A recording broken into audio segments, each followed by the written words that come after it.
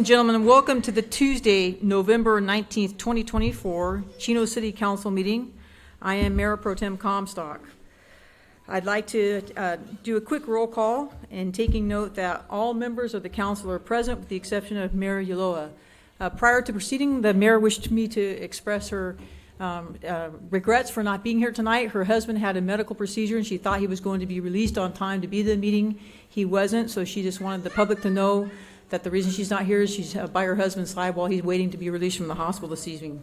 If you would keep both of them in your thoughts and prayers, I'm sure they would certainly appreciate it. Tonight we have a special treat. I'd like to call up the Girl Scout troops from 684 and 5784 to conduct our Pledge of Allegiance. Ladies and gentlemen, if you would please stand while we wait for them to come in and start our pledge.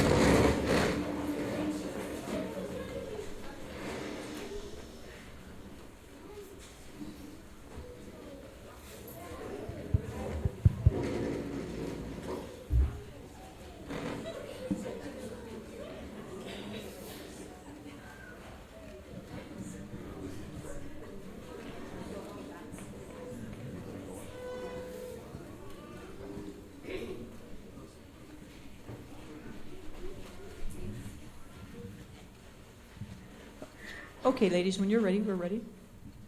Raise the flag. Put your right hand over your heart. Ready, begin. I pledge allegiance to the flag of the United States of America and to the republic for which it stands, one nation, under God, indivisible, with liberty and justice for all. Can we give them a round of applause? Thank you, ladies. Would you like to introduce your troop?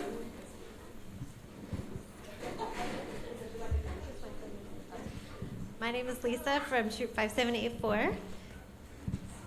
Thank you. My name is Megan from 5784, and these are our daisies. My name is Yadi from Troop 684, and these are my cadets. Thank you for having us. Thank you, girls. Great job.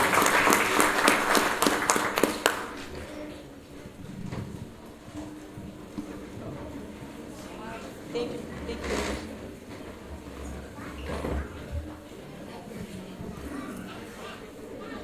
Okay, ladies and gentlemen, our first item on our agenda tonight is a proclamation for the Great American Smokeout. I'd like to call up Haley Page, our Chino Community Services Parks and Recreation Coordinator, and also Officer Matthew Solano from the Chino Police Department, who is our DARE officer instructor. Can you please make your way up to the front with me?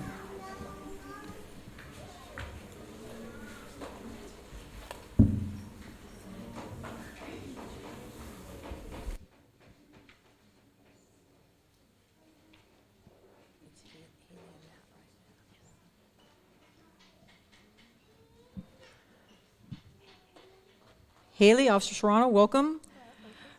Whereas November 21st, 2024 marks the 48th anniversary of the American Cancer Society's Great American Smokeout, a campaign designed to encourage tobacco users to quit on or before that day. And whereas the City of Chino's Community Services, Parks and Recreation Department, Police Department, and Teen Center partners with the Chino Valley Unified School District to provide programs that encourage young people to quit smoking or not to start at all by promoting healthy lifestyles and educating youth on the effects of smoking. And whereas tobacco is responsible for nearly 1 in 5 early deaths in the United States, which remains the leading cause of preventable disease, disability, and death, accounting for over 480,000 deaths every year. Yet an estimated 28.3 million adults and 4.47 million middle and high school students continue to smoke cigarettes. And whereas each day nearly 2,000 people younger than 18 years old smoke their first cigarette and over 300 become regular daily smokers. And whereas while tobacco product use among U.S. youth declined, continued efforts are needed to sustain this progress and to prevent and reduce all forms of tobacco use. And whereas the City of Chino urges all tobacco users to demonstrate to themselves and their loved ones that they can quit on or before the Great American Smokeout. Now, therefore, I, Mayor Pro Tem Comstock, on behalf of Mayor Ulloa, do hereby proclaim Thursday, November 21st, 2024 as the Great American Smokeout Day, presented this 19th day of November 2024. And I'd like to introduce Haley. Thank you for that. And I'd like to introduce Haley and Officer Solano. Thank you, Mayor Pro Tem and Council. I would like to extend the invitation to join us at the Teen Center this Thursday, November 21st from 4 to 6 p.m. We will be hosting our annual Great American Smokeout event for the teens. I would like to invite all the teens in the community to stop by. There will be raffle prizes, information booths, a presentation from Chino PD, food and dessert. We are also excited that the Ramona Junior High after-school participants will be taking a bus and joining us at the Teen Center that day, so we are looking forward to the event. Hi, good evening. On behalf of the Chino Police Department, it's an honor to be able to be here and accept this proclamation.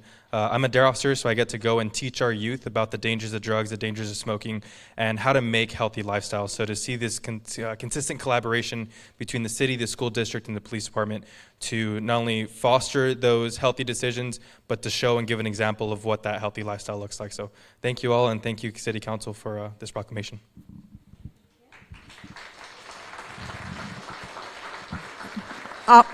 Officer Solano and Haley, I want to thank you for your continued efforts with all of our youth in this area. We all know the detrimental effects of tobacco and certainly drugs. I was so happy to see the DARE program come back to the city of Chino. And Haley, we certainly can't overlook all the great work that you and your staff do for prevention and, of course, rehabilitation in the future. So thank you again, and thank you for accepting our proclamation.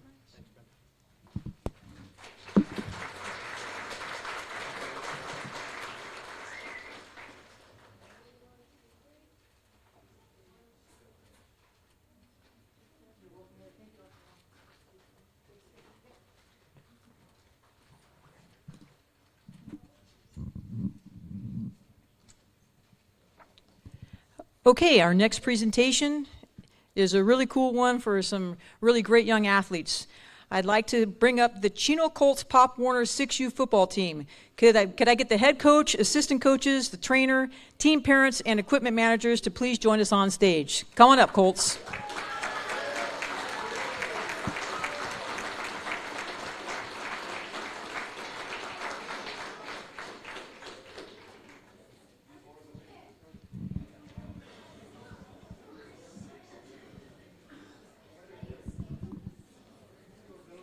Coach, how are you? Good, good. They're so cute. Man, those jackets and those rings. Come on up, guys. Yeah, come on up. You want to bring them all up? Yeah, come on up. Yeah, bring them all up. Come on up. Come on up. Have you ever seen something so cute? Look at these guys' jackets and the rings. Yeah. Okay. The Chino Pop Warner Colts 6U football team was led by head coach Joseph Guerrero. This 18-player roster had an incredible undefeated season, going 6-0 in the regular season against our neighboring cities like Ontario, Rancho Cucamonga, and West Covina. The team advanced to the quarterfinals and semifinals, beating both opponents, further advancing them to the league championship game against the Fontana Falcons. In the championship game, the Chino Colts 6U defeated Fontana and brought home the championship title for Mount Baldy Conference Pop Warner, completing an undefeated season of, get this, 8-0. Woo! This team won through a strong team bond, football skills, and athletic ability. Congratulations on a well-earned championship. Head coaches, trainers, equipment staff, team, parents, and all the players. Coach, I'd like to hand over these certificates so you can introduce all your players and hand them out tonight and have you say a few words after you're done. Sure. So we've got, yeah, go ahead. Yep, I'll hand them to I'll hand them to you. Perfect. Okay. First, I want to say thank you to the city for giving us this opportunity. These boys, like she said, had an amazing season, and it was awesome to represent the city of Chino. The first name we have is Cashton Aguilar. Cash. Cash money. We'll pass it down. Next, we have Asai Bragg.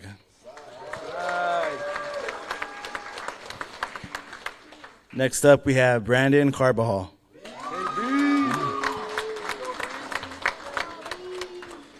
Next up, we have Emiliano, a.k.a. Pollo Castellon. Castellon. He's not here tonight. You want to announce it? Yeah, we had a player that didn't make it tonight by the name of Usi Castaneda. Thank you. Next up, we have Matthew Chamale. Another player that didn't make it, Dean Dominguez. Next up is Jeremiah Flo. His big brother, Jordan Flo. Next up is Alfredo Frias. Next up, we have my son, Ethan Guerrero. Next, we have Benjamin Lopez. Next, we have Kenneth Mendoza Nunez. We're going to recognize, he's not here tonight, but Johnny Pearson. Next is Avian Resendez. Next, we have Josiah Meat Rodriguez. Next is Ethan Torres. Another Ethan, Ethan Valdez. That's my name. Okay. I think the rest are coaches. Yeah. Yeah, coaches. Boys, you guys all got an award?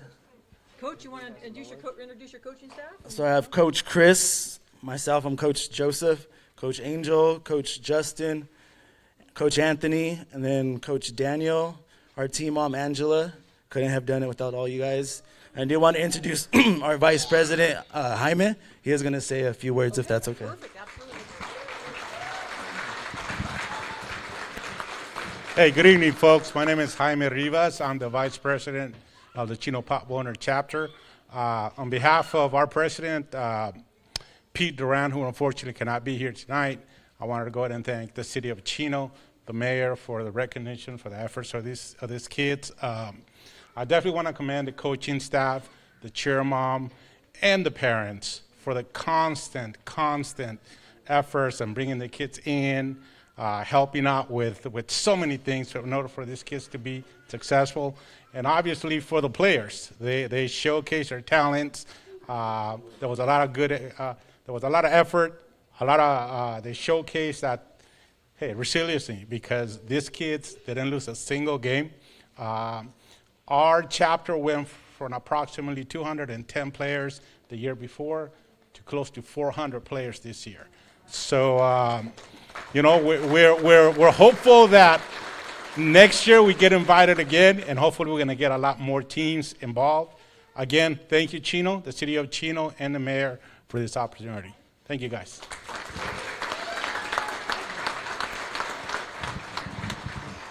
Well, to the coaching staff, team mom, and everybody that makes this possible, we are certainly grateful. What an incredible season. It's not easy to go undefeated 8-0. That's quite an accomplishment. And we all know how beneficial youth sports are to our community and how they enrich the lives of our children and just make Chino a better place to live and play. So thank you all very much, and let's get some pictures. Yeah.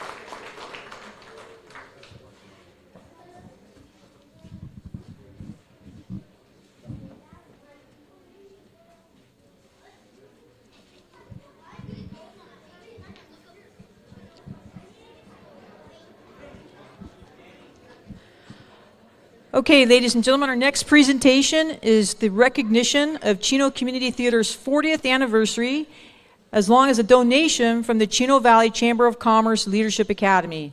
At this time, I'd like to call up Paul and Karen Larson, the founders of the Chino Community Theater.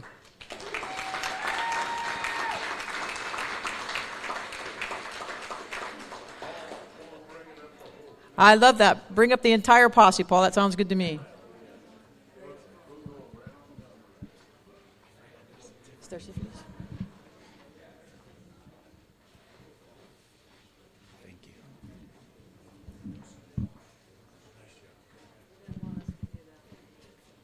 Hi, Paul. Good to see you. Good to see you. Okay, the Chino Community Theater and Children's Theater have been a cherished part of the Chino community since its founding in 1984 by the dedicated husband and wife duo of Paul and Karen Larson. As local teachers with a passion for the arts, they established these theater groups along with many others to inspire both adults and children. Initially, they relied on the Chino Community Building and school multi-purpose rooms as temporary venues, showcasing their commitment to bringing theater to our area. To enhance the art scene, the Chino Community Theater Corporation, now known as the Chino Cultural Foundation, collaborated with the City of Chino to transform the historical GTE Dial Telephone Center on 7th Street into the 7th Street Theater. In 1989, the Chino Redevelopment Agency played a vital role in acquiring the building and converting it into a vibrant theater with the help of the members of the Chino Community Theater. Finally, in 1991, the 91-seat theater opened its doors, marking a new era for local performing arts. As a nonprofit organization driven by volunteers, the theater continues flourishing, offering various live productions throughout the year. It also provides invaluable workshops and classes for aspiring actors of all ages, fostering talent and creativity in our community. Since its inception, this dedicated company of players has proudly produced 240 live theater productions and the Children's Theater 157 for the residents of Chino and the Inland Empire. Please join us in congratulating them on their 40th anniversary.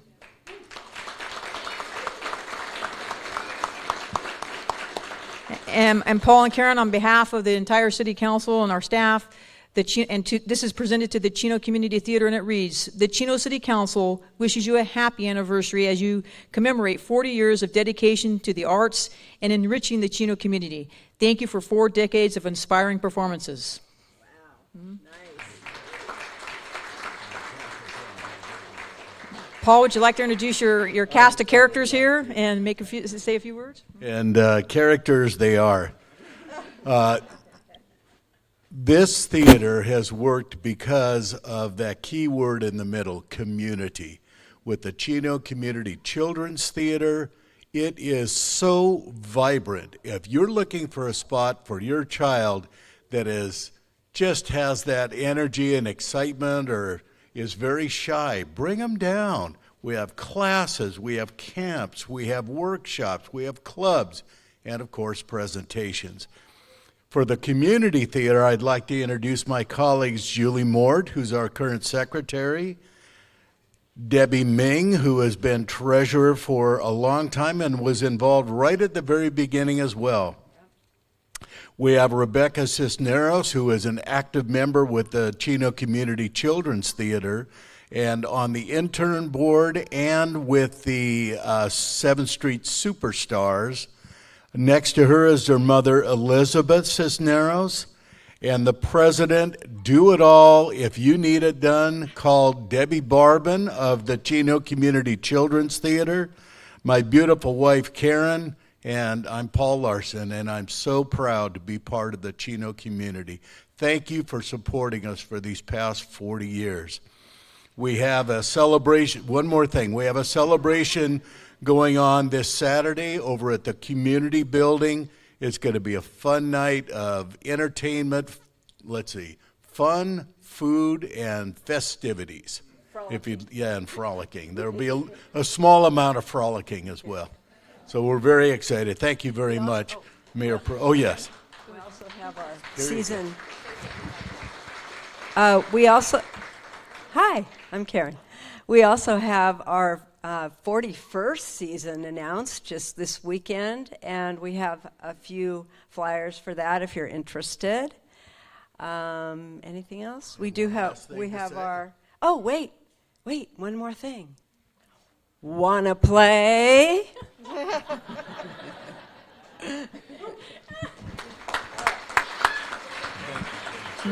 Well, I have to thank Paul and Karen and their team of volunteers. We're so grateful here in Chino. Everything from what you saw earlier with the sports program and the theater. What makes Chino special is there's something for everybody. We like to talk about that. And certainly the way the theater has enriched our community, it's thriving. These programs are thriving. As you know, we're expanding. So thank you all for your hard work. I look forward to the celebration. And if you guys haven't had a chance to see Paul and Karen Larson in action, they're amazing. They actually emceed our holiday luncheon one year as Thing 1 and Thing 2, and to this day it actually remains one of my favorite holiday memories. So thank you very much, and congratulations. We'll see you at 7th Street, Okay. right across. Okay.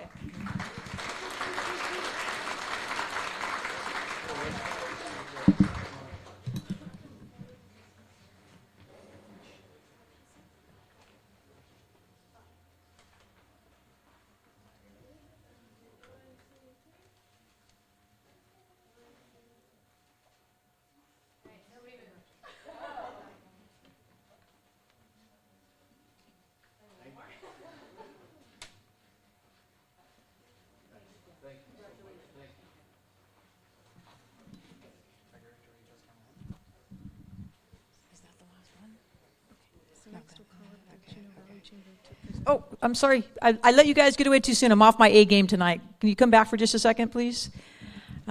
We presented a plaque, and now I need to call up the Chino Valley Chamber and Leadership Academy for a donation presentation actually to the theater. Can I please also draw your attention to the Chamber of Commerce video we're going to play right now? Thank you.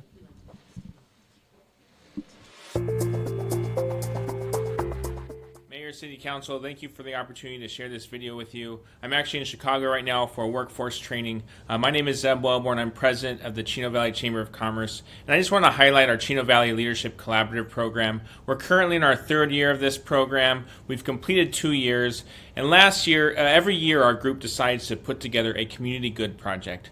So last year, our group decided to put together the Community Good Project, and this one was to help support the Chino Community Children's Theater. So they basically decided that they were going to help support this theater in terms of raising funds. The theater was looking to help advance their audio-visual equipment. They said that that was a big need that they had, and so our group decided to put forth the time and effort and energy to fundraise and also build awareness for the programs. So I just want to share how super proud I am of our Leadership Collaborative group, the Community Good Project they chose. They decided to raise $20,000 and hit that number on the dot. So I just want to say I'm so proud of that group.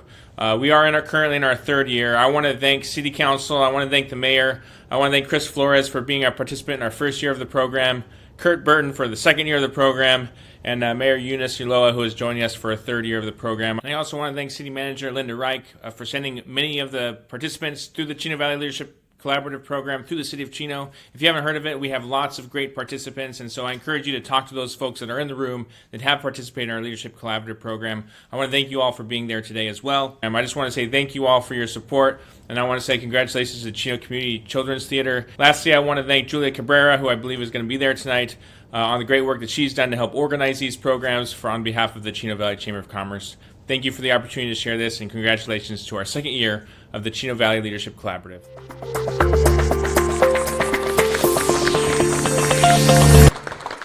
Okay, as you can see, ladies and gentlemen, the Leadership Collaborative is going to make a generous donation to the theater tonight, and I'd like to turn the mic over to Heather to make a few comments. Thank you so much. It was such a pleasure for us as a collaborative to listen to many of the very worthy nonprofit organizations that are serving the Chino Valley. But when we heard the presentation from the Chino Community Children's Theater, we knew that this was something we wanted to get behind. Many of you in this room supported our collaborative. We are so happy that these funds are going to go to help support young theater students, scholarships, and some very well-deserved and needed audio equipment. So congratulations to our partners. We couldn't be more proud of you. Thank you so much to the Chamber and the Leadership Collaborative for supporting us. It's been a pleasure working the past year with your team to not only raise funds, but raise some friends along the way and some extra support. And rather than listen to me, we brought one of our kids who's highly active in the theater to let you know what it means to her. Thank you, Miss Debbie. Hi, everyone. I'm Rebecca Cisneros. I'm a student leader of our intern board, and I'm also a performer at CCCT and one of their 7th Street Superstars. To me, there is nothing more inspiring than a little kid standing on a stage and performing for an audience. With a blinding spotlight on them and a brain full of lines, lyrics, and dance moves, it's easy to get overwhelmed.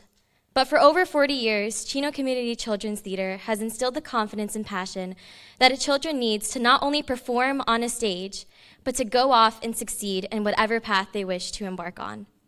Spending every weekday night of my childhood at play rehearsal has been a privilege that I'll always be grateful for. It's where I went when I was happy and I couldn't wait to leave all my joy on stage. It's also where I went to vent my anger or sadness through song or dance, knowing that my fellow actors and directors would be there to comfort me. At CCCT, I was given every opportunity available to me and was granted new chances to rise above expectations. I was provided with mentorship and guidance no matter what I was exploring, whether it was leading a team of interns or grant writing to different organizations. I was taught more than singing and acting. I learned hard work and dedication, and the satisfaction I could have when I intertwined creative passion with goal-oriented motivation and leadership. At CCCT, every child is made to feel special and their ideas and creativity are valued, whether it's a comedic acting choice or a piece of art that will be hung up on our set. In each production I've been a part of, I've seen a child blossom from a shy, reserved kid to a performer that commands whatever room they walk into. Chino Community Children's Theater's mission statement is to educate and entertain in an environment of mutual respect for all ages and abilities. As someone who has grown up acting on their stage and watching from their audience, I'd like to thank CCCT on behalf of all the kids like me who found their voice through their organization, and the City of Chino and their Chamber of Commerce for supporting the CCCT mission. Thank you.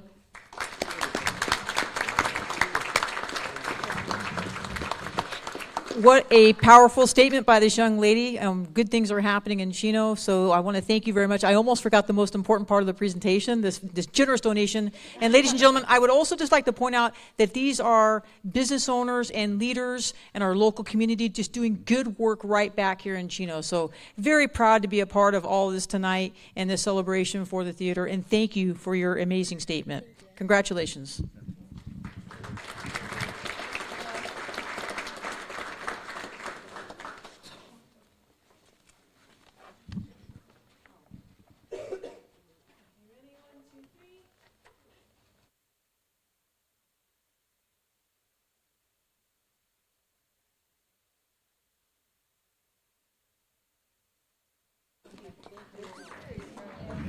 Thank you, Paul. Yeah, thank you. Absolutely, It's good to see you. Appreciate the partnership. Yeah, thank you. Thank you so much.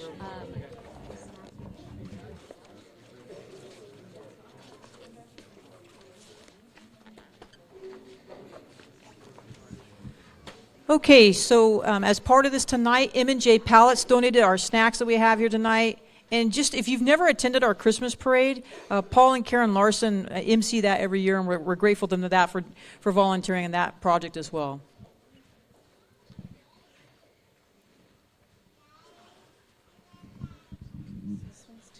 Okay.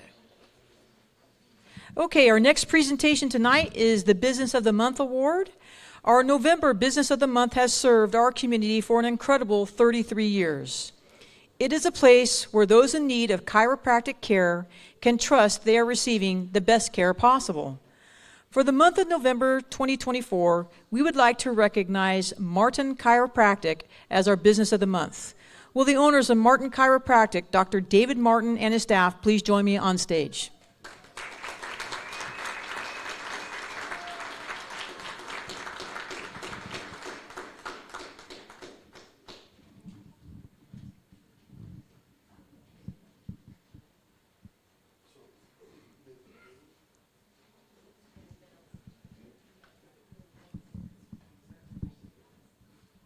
Dr. Martin. Nice to meet you, sir. Martin Chiropractic has been operating in Chino for just over 3 decades. Patients applaud them for being affordable, accessible, and friendly. Their comprehensive list of services includes chiropractic care for all ages, specialized services for pregnant women, massage therapy, and sports injury treatments. Dr. Martin's approach always puts the patients first, with a commitment to their health and well-being. The team at Martin Chiropractic goes above and beyond to ensure every patient feels cared for, taking the time to understand their individual needs. With their youngest patient just 1 day old and their oldest a remarkable 96 years old, the practice serves everyone with the utmost care and respect. Their motto, "We go home when we're done," reflects their dedication to providing thorough and personalized care for every patient. Dr. Martin and his staff also make a point to serve the community as a whole.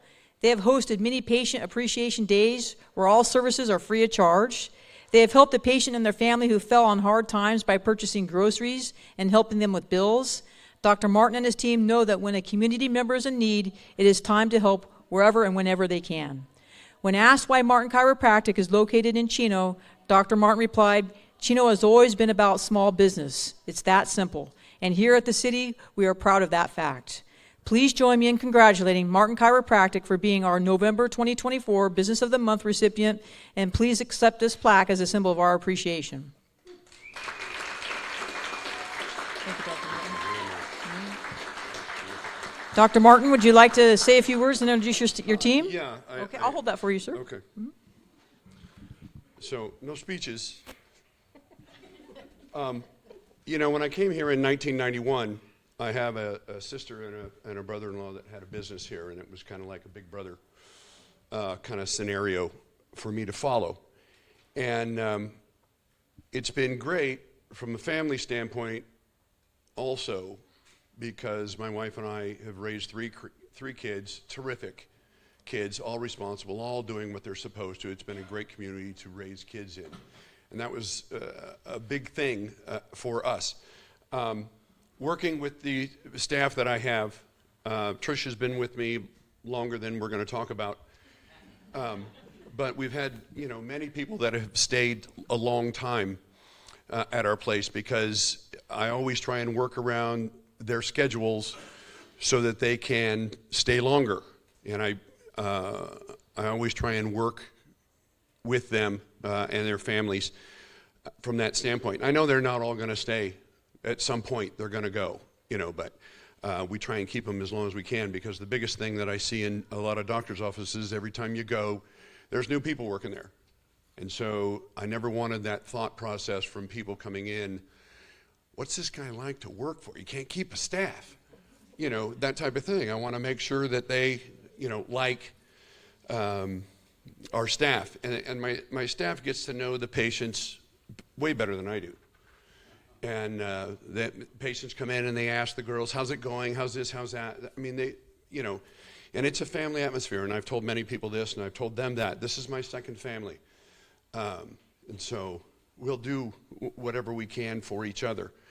And the other part is, Councilman Burton said to me earlier tonight, he said, one of the things that he admires about our business is that we seem to have fun. And that's exactly right. We're professional. We'll get the job done. We will take good care of you and all that. But we're having a blast, because I don't believe in working your whole life and have it be lousy. So it's, and with this crew of characters I have, it's comical every day. And we have a couple people missing. And Dr. Carpenter has had a 6:30 appointment he had to go to. Would you like to introduce him, Doctor? Yeah. Okay. All right. This first one on my left, this is Trish. It's Joanna. This is Yahira. And the new girl over here, she's only been with us 4 years, is Brooke, and Rachel, and Jasmine. And Jasmine and Yahira are our massage therapists. And so it's been a great pleasure being in this community. I didn't know, I looked at my demographics before I came here, and it was an area that was going to grow like crazy. And I like that part And so it's been that. When I came here, Chino Hills had 16,900 people, and Chino had 35,000. So since 1991, look at the growth that you guys have put together in the cities.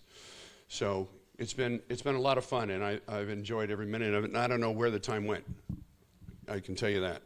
I mean, it's like I've been here 10 years maybe. But, all right? Okay. Yeah, that's All good. right.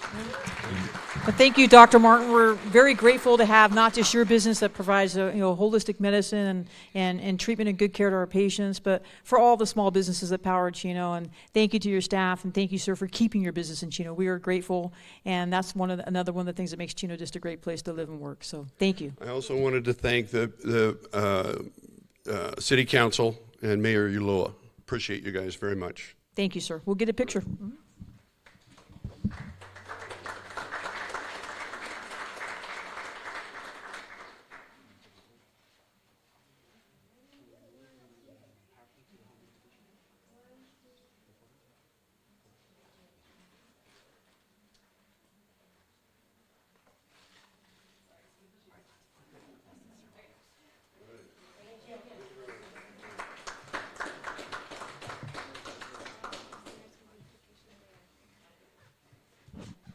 Okay, for our final presentation this evening is the Mayor's Home Beautification Award for November of 2024. At this time, I'd like to call up Miss Kathleen Vasquez of Scripps Avenue in College Park.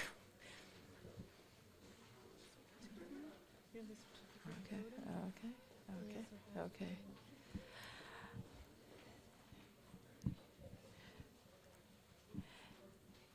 Good evening, Ms. Vasquez.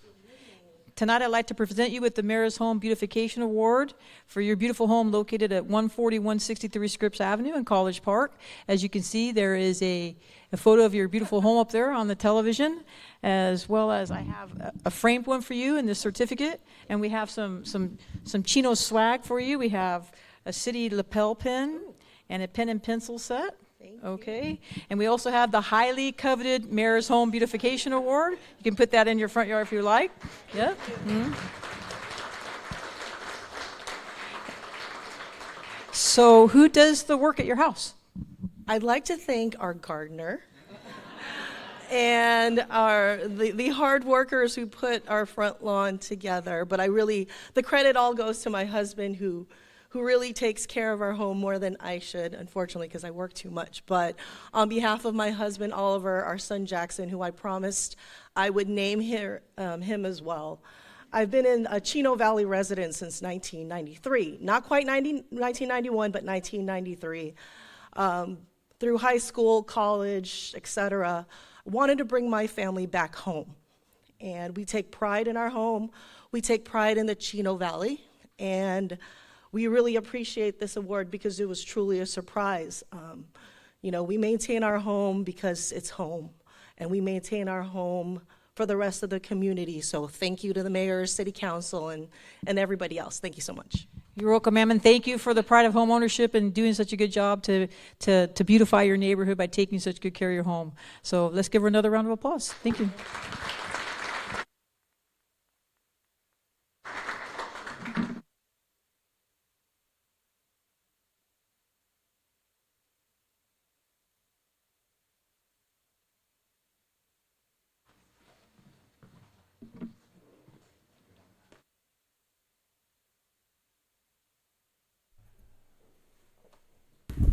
Okay, I want to thank everybody for being a little patient with me tonight. We actually moved our meeting here in anticipation of a larger attendance. So thank you to my team and to our staff for helping us with that. At this time, I'd like to call upon the city manager to announce any agenda additions or revisions. No changes, Mayor Pro Tem. Thank you, Dr. Reich. I'll move on to information. In the agenda packet tonight is the external agency report for November 19, 2024. This external agency report covers meetings from September 1st through the 30th of 2024. The external agency report is available in the agenda packet. Moving on to public announcements. As we approach the holiday season, I would like to share some important updates and exciting events happening in our beloved city. First, please be aware of the upcoming holiday closures. City Hall and most city facilities will be closed on Thanksgiving Day, November 28th, and the day after, Thanksgiving, November 29th. City Hall will resume normal operating hours on Monday, December 2nd. Additionally, waste management waste collection services will be delayed by 1 day for those with scheduled pickups on Thursday and Friday. Tree lighting ceremony and Santa's workshop. Now, let's mark our calendars for the annual tree lighting ceremony and Santa's workshop. This magical evening will take place on December 7th from 4 to 8 p.m. right next door on the City Hall lawn. Please join us and the entire City Council and our staff and our commissioners for the tree lighting ceremony at 6 p.m. Enjoy festive activities including photos with Santa, Christmas carolers, cookie decorating, writing letters to Santa, food and other vendors, and a craft corner. For more information, please visit www.cityofchino.org/tree lighting. Youth Christmas Parade and Fair. As we continue in the festive spirit, we invite you to join us for a cherished tradition returning on Saturday, December 14th, 2024. The Chino Youth Christmas Parade and Fair will bring the streets of Chino to life, beginning at 9 a.m. at the corner of Riverside Drive and Monte Vista Avenue, turning down on Central Avenue, and concluding at Chino Avenue. The fun continues with live family entertainment and an assortment of food and other vendors. Additionally, the Chino Youth Museum will celebrate its 25th anniversary by transforming into Santa's Village from 9 a.m. to 2 p.m. The Chino Youth Christmas Parade and Fair is a cornerstone of Chino's holiday festivities and an event you won't want to miss. For additional information, please visit www.cityofchino.org/parade. Moving on to public comments. This is the time and place for the general public to address the City Council about subjects that do not appear elsewhere on the agenda. Due to council policy and the Brown Act requirements, action will not be taken on any issues not on the agenda. Per ordinance number 98-08 of the Chino Municipal Code section 2.04.090, this limits speakers to no more than 5 minutes in which to address the council, except as provided under Government Code section 549.54.3 (B)(2). If more than 3 persons seek to address the same agenda item or the same subject matter, the mayor shall establish a maximum period of time to not exceed 30 minutes. At this time, I'd like to read an additional comment for our meeting tonight. Before we begin, I would like to thank everyone for being here this evening. I would also like to remind everyone that on our agenda this evening is the proposed adoption of the city's housing element. This is a required document that every city must have to remain compliant with current state housing laws. The housing element is independent of any specific development, and the Euclid and Schaefer Avenue project is not on the agenda this evening for this council meeting. If you would like to comment about the Euclid and Schaefer development, you may do so during our public comment period, where community members discuss items that are not on the agenda. However, if you would like your comments to be part of the record for that project, you would have to provide those comments when this project comes before the Planning Commission at a later date. The Euclid and Schaefer Avenue development is undergoing its own review and approval process independent of the action taken this evening. I invite you to attend the upcoming neighborhood meeting at a later date that will solely focus on the Euclid and Schaefer development. The date of this meeting will be shared with everyone as soon as it is set. At that meeting, you will hear from the developer, and you can ask questions and share your concerns and feedback. The project is currently in the public outreach phase, where community members have the opportunity to learn about the development and provide feedback. City staff will also conduct a thorough review of the final project presented after public outreach is completed. The project will proceed to the Planning Commission for review. You can learn more and receive updates about this neighborhood meeting at cityofchino.org/Orbis, spelled O-R-B-I-S. I look forward to your attendance at these meetings. At this time, I have my first public comment request to speak is the invocation. I'd like to call up Pastor Steve Hurlbert from Calvary Chapel, Chino Hills, and invite all those wishing to join us in invocation to please stand.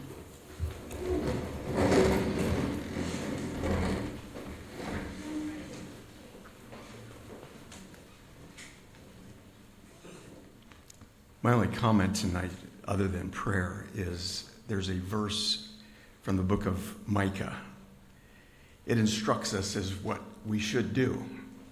It says to do justly, to love mercy, and to walk rightly before our God. That's what our jobs are. Let's pray. Lord God, we thank you for the opportunity, Lord, as we begin this time of service tonight, Lord, serving the city of Chino. Lord, I ask that your good hand be on each of those who are making decisions, representing various points of view. Lord, I ask, according to the book of James, you say, if we lack wisdom, we should ask of you. Lord, my guess is, Lord, each of us need more of your wisdom in our lives. So God, just have your hand on all those deciding things tonight. And Lord, we ask for your continued protection on this city. Lord, we're thankful for this group that serves our community. Lord, for our first responders, for, Lord, all of those who serve this city and the people. Lord, we're just blessed. And we ask that you'd be here in this place tonight. In Jesus' name, amen. Thank you, Pastor Steve.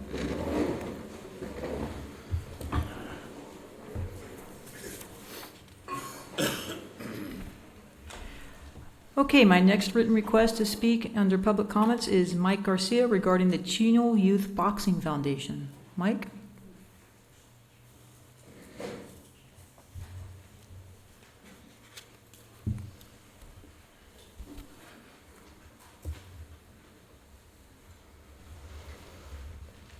Good evening, Council.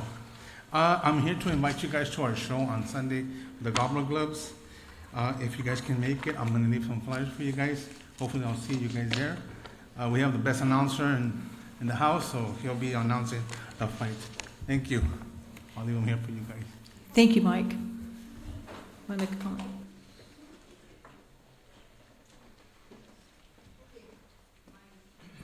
Is this the one? My next request to speak is from Linda Ziegler regarding the East Chino specific plan.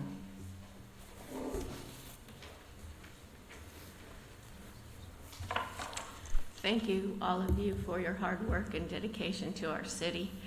I wanted to tell you what an eye-opening experience last council meeting was, where I got a tremendous education from my former student about all of the things going on with the state of California. So now the student becomes the teacher. I'm very, very proud, and I got to work with Kurt a lot in Don Lugo. So most of you know, since I was a teacher, I can't talk for 5 minutes, so I had to write notes, okay? Many of us moved to Chino, and I first taught here. Then I moved my family here because it was going to be a great place, as Dr. Martin said, to raise our kids. It became the top 100 place in the United States to raise kids. I moved to the East Chino Pacific Plan because of all the things we were assured that we would have. Things are starting to happen, and it doesn't seem like anyone's looking at this. So my question for my educators is, who is responsible for assuring these points in our specific plan? The assurances I would like is, number one, many places throughout it says, the plan will adopt land use patterns that should serve to protect and enhance the character of the existing neighborhoods. It also states on a number of different pages that Euclid and Schaefer will ultimately become the main focal point and gateway into East Chino. Surprising to me as I was going back through it over and over again, the county of San Bernardino designated Euclid as a scenic byway, and as I drive back and forth from Chino Avenue to the Chino Airport, I don't see that happening. It's not happening until you get down to Prado now. We're not a scenic byway. Last two, and the one that I most looked forward to, the planned promise of a themed community park that was designed to promote our rural heritage and a community center. Over on that corner of this wonderful city, we don't have any of those things. There is a great, in the senior center, a great history of Chino around the I don't know what they call it, courtyard, where they dance in the center of it. It doesn't have pictures to take our children to. I recently took my adopted 7-year-old grandson through it. There's no visual images. We're supposed to have that. It was guaranteed to us. And lastly, the Village Commercial Center was supposed to be the center intended to be the most prominent activity generating feature in our area. Half the stores are open or constantly changing. We have another shopping center, which I think is actually outside the specific plan, on Mountain and Riverside Drive that is constantly empty. Not sure we need more retail over on that corner, but we certainly need those other top 4 things. I hope that you will take this as important and guide us into who it is that is supposed to be assuring that we get these things in future developments. Thank you for your time.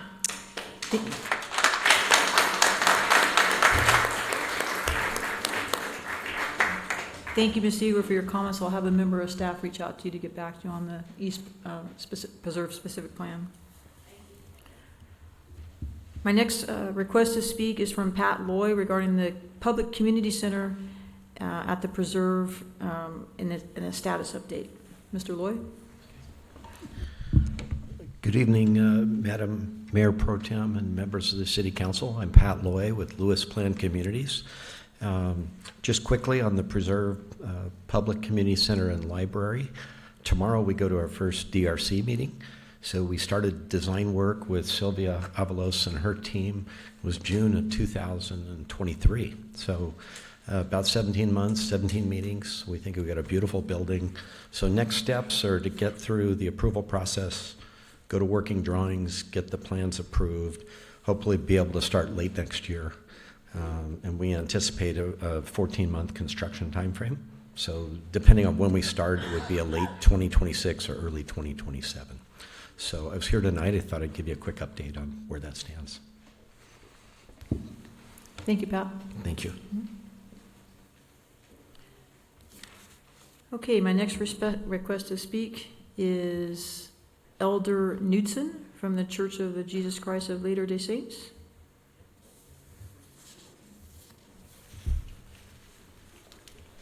Hello, thank you for allowing us to speak this day. I am Elder Knudsen. I'm Elder Roberts.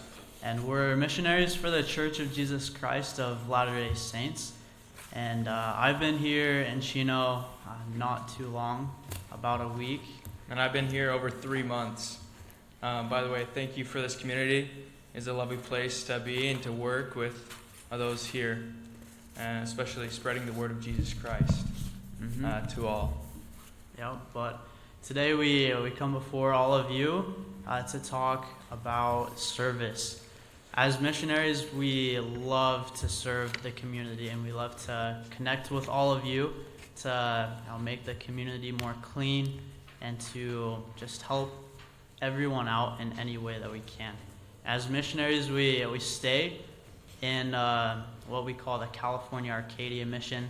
So from like La Crescenta area all the way to Rancho Cucamonga, and we help everyone in their communities. And we've reached out in the past to Upland, Rancho Cucamonga, and now we're trying to work here with the city to do service. Yeah, absolutely. Service is a huge point in our work where we want to be out for hours and hours weekly, at least 10 minimum, is what we're advised to do. And so there's a cool app or website that we love using. It's called Just Serve. And it's completely free. And ultimately the mission of this app or website is to help communities continue to be cleaner and overall increase the quality of life. I believe that's the goal of everyone who's here, and that is ultimately our goal. Mm-hmm. And another thing that we believe is that the center of families is one of the greatest important focuses that we can have in this life. And we love to share more about what we call family history. We have family history centers where we help people to get to know their ancestors, their lost ancestors. And we have these centers where we can help people to grow their family tree and to see where they came from. And we believe that this is a great way that we can feel connected as a family and especially as a community here in Chino. Absolutely. And so if anyone's interested, we'd love to talk to you after the meeting, and catch us on the street or call the number outside of our church. We thank you so much, especially the council here, and we hope you all have a great rest of your night. Thank you, gentlemen, for your service to our community. Okay, my next written request to speak is from Michael Gales. Michael? Good evening, council members. And my name is Michael Gales, and I'm gonna give you guys a little briefly of what I do in the community. I'm all about public safety and everything. And before I get started, I want to really speak about the mayor and her husband. Let's keep them in our good prayers and everything. She's greatly missed. Something different when I was looking. I said, where she's at? And let's keep them in prayer. And I just wanted to do a public announcement for all the officers of Chino. They are doing a great job and everything, and I really appreciate the help. They helped me out a lot. When I first got to the city, they was bringing turkeys and everything to my building and everything, and really serving the community and everything, and I really appreciate that. That means a lot to me. And when I first got to Chino, I said, wow, this is a real good, safe city for me to come and be here. Because I'm from Pomona. That's where I come from and everything. I help them out down there, too. And I also go to the Fontana council meetings, too, and everything. And I really want to speak about the public works, too. The trees are looking nice. You guys are cutting everything down rightly and everything. You guys are keeping the streets clean. The potholes is actually fixed and everything. I roam around the city all day. I get up like around probably 5:50 and everything, and I go down to the Painted Dough donut shop right there on Riverside and Benson. And if any officers ever need to be encouraged or anything, you can always see me right there inside getting the coffee and donut and everything. And thank you guys for y'all superb work. It shows. It really shows, and it means a great difference when you guys are really serving as you guys do. And thank you for your work. Thank you. Thank you. Thank you, Michael.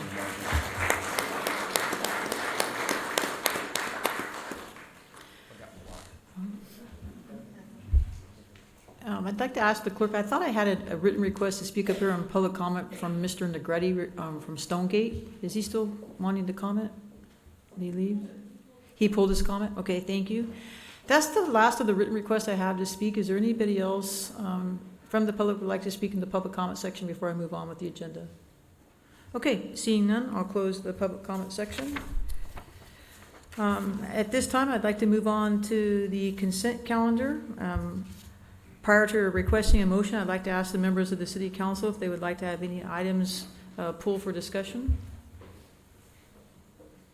Okay, seeing none, I'd like to request a motion for the consent calendar to be taken into action. I'll make the motion. Second. Okay, I have a motion from Councilmember Lucio and a second from Councilmember Burton.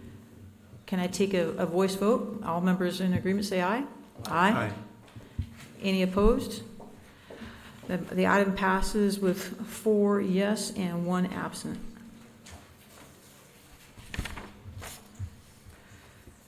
Okay, continuing to the public hearing. Prior to the vote of the City Council, any member of the audience will have the opportunity to address the council on any items listed under public hearings, council requests, but this is not required that you state your name and address prior to making any remarks. We'd like to move on to item 8, which is the amendment of the 2021 through 2029 housing element update and the introduction of ordinance number 2024-003, parentheses, ZOA PL 23-0133, in parentheses, approving resolution number 2024-004 for the adoption of amendments to the City of Chino 2029 housing element required by the California Department of Housing and Community Development, and approve the introduction of ordinance number 2024-003. Our staff report tonight will be by Mike Hitz, our principal planner, and Warren Marillion, our director of development services.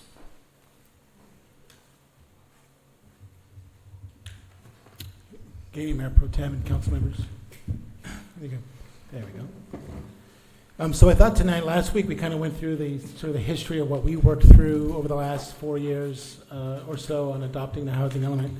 Excuse me. I thought we'd kind of go back a little bit and kind of explain a little bit of what a housing element is, kind of why we need to do this. So the housing element is one of the elements of the identified in the city's general plan. It's not updated with the general plan. It's updated on its own cycle, and we are currently in what they call the sixth cycle of our housing element, which is, as mentioned, 2021 to 2029. As discussed the last hearing and in past meetings, this is a document that is required by the state to be adopted locally by the city council, goes through a rigorous process review by the Department of Housing and Community Development for their approval, and in order for us to certify our housing element to allow for, where the city can allow for land to be identified to be developed with housing units and that has an affordable housing component. The time period is for the typical housing element is 8 years. The current cycle, as I said, is from 2021 to 2029. Back in 2019, we sent out a request for proposal for consultants. This was a very robust cycle, so we jumped on the bandwagon early to get someone under contract, which we did early March of 2020. Since then, we've had approximately 25 meetings between the City Council and Planning Commission to go through the housing element. So the Regional Housing Needs Assessment, so this is a number that's mandated by the state housing law to generate a number of units that the city needs to identify land for to allow for the development of housing, not just affordable housing, but there's also, as you can see, there's moderate and above moderate housing as well. For the city of Chino, this cycle, our total number of housing units is 6,978, which was much larger than we've had in previous cycles.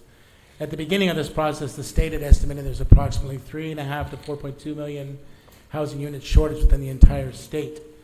And just in this last year, this is just when we discussed kind of the state's sort of mandates they put on the city. There was 56 bills related to housing just this last year alone that were signed into law. So as you can see, there's a lot of housing legislation that really impacts the city's need to allow for housing to be built in various forms. So when we're working through this regional housing needs assessment, we work closely with the Southern California Association of Governments, which is, just so you can see, that's this whole blue area. So it's pretty much everything in Southern California, with the exception of San Diego, which San Diego has its own COG, which is a SANDAG. So and currently the SCAG's jurisdiction has 197 total jurisdictions. There was over 1.3 million units that were identified as a need that was shortage, that whole region, the whole SCAG region needed to allow for, I should say, find areas within their jurisdictions where this housing could be developed on. Currently, 82% of the agencies in the SCAG regions have a certified housing element, and 68% of the agencies in San Bernardino County have certified housing elements. So as time goes on, many cities in the SCAG region are beginning to certify and finalize their housing elements. As I mentioned, actually there's a typo there. It's 6,978 units is what's required for the city to, has been identified in the city, is our regional housing need assessment. There are 91 housing overlay sites. What we did was we created these overlay sites in two different categories. You have a mixed-use overlay, which has 47 sites, and affordable housing overlay. The mixed-use overlay allows for commercial development and is primarily located on commercial property. It currently has a land use designation as commercial. The overlay sort of lays on top of that with the commercial property remaining. So if a property owner wanted to develop the site below at, let's say, commercial, they could, or they could choose to utilize the mixed-use overlays and build residential homes on those properties. These are just some of the locations highlighted in the dark blue and the light blue. These are the various sites that have been picked for the city. As you can see, they're primarily on major corridors. We went through this kind of hierarchy analysis, looking at location to public access to freeways, location to commercial centers. So we kind of chose these major corridors along Central, Riverside, this area kind of south of the area near the 71 freeway in Ramona and Chino Hills Parkway, in portions there in the Spectrum, as well as along Euclid Avenue. So the idea was like we were trying to find areas that have direct access to major thoroughfares to get people in and out into those areas. One thing I wanted to point out too was when we created this mixed-use overlay standards, we had kind of went back, our consultant went back and kind of looked at some of the standards we already had existing in the city. So to the left are the mixed-use overlay and the affordable housing overlay, which kind of lays out what those densities are, the maximum heights that would allow, the varying setbacks. And as you can see, those aren't too odd from our existing zoning ordinance of RD20. We do have a zoning code reg designation for mixed-use 30.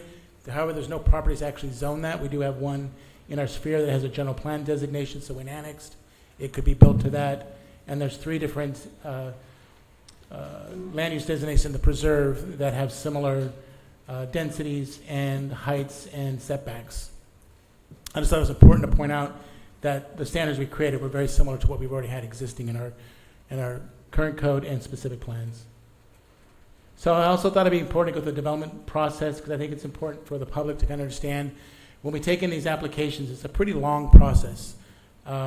It can be as short as, this says 8 months, but typically it's much longer than that. We have a development review committee that's usually 3 to 5 plus meetings that can take 4 to 7 plus months. It really depends on how much back and forth there's with the applicants, how quickly they return things in to us, how quickly we're able to get back. That development review committee consists of planning, engineering, fire, police, the transportation, public works, including water, environmental, accessibility. And then for some projects that have kind of a more of a local impact, we may or may not have a neighborhood meeting. So oftentimes for these particular projects, we will likely have neighborhood meetings.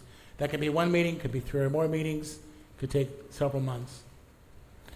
For some projects as well, we also have a design review board, which consists of 2 members of our planning commission.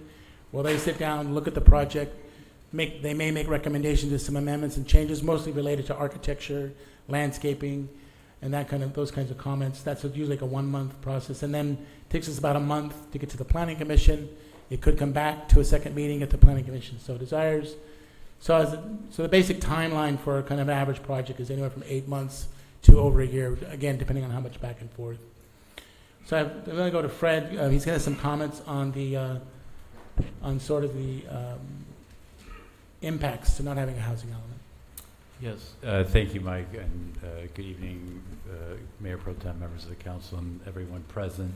One of the reasons why it's important for the city to proceed with this item and get past the requirement that state law imposes that every city has to update their housing element every 8 years is that the drawback of not doing so is fairly severe, and it seems that the state legislature continues to sort of up that penalty line. So the current impacts are listed in this slide. A severe issue on the financing side is that there is an impact for the loss of grant funding if a city doesn't have an approved housing element within the timelines required under state law.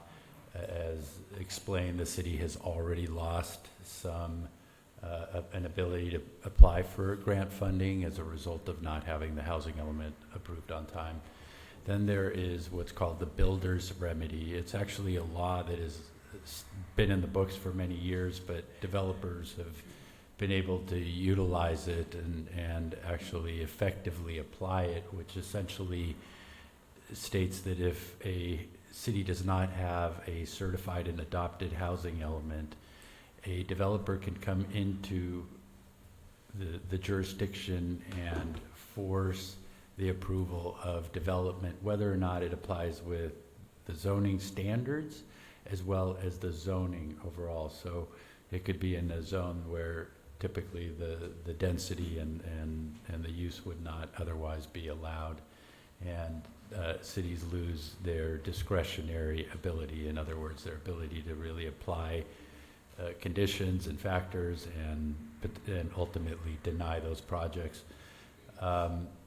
Additionally, there have been a lot of legal challenges when cities do not have approved housing elements, either the state or interested members of the community, or oftentimes the development community could pursue legal action to force the city to approve the housing element or approve projects that would not necessarily be consistent with the city's standards. And finally, there's an actual penalty for non-compliance that recent legislation adopted, which could reach up to $50,000 for jurisdictions. So not really to create this negative picture, but there are some pretty severe penalties under state law. So happy to answer any questions about that. Yeah, so with that, as back to our, the previous council managers, we continue to recommend that the council adopt the resolution amending the housing element and approve the introduction of the amendments to the zoning ordinance that implements the housing element. Okay, thank you, Mike, for that.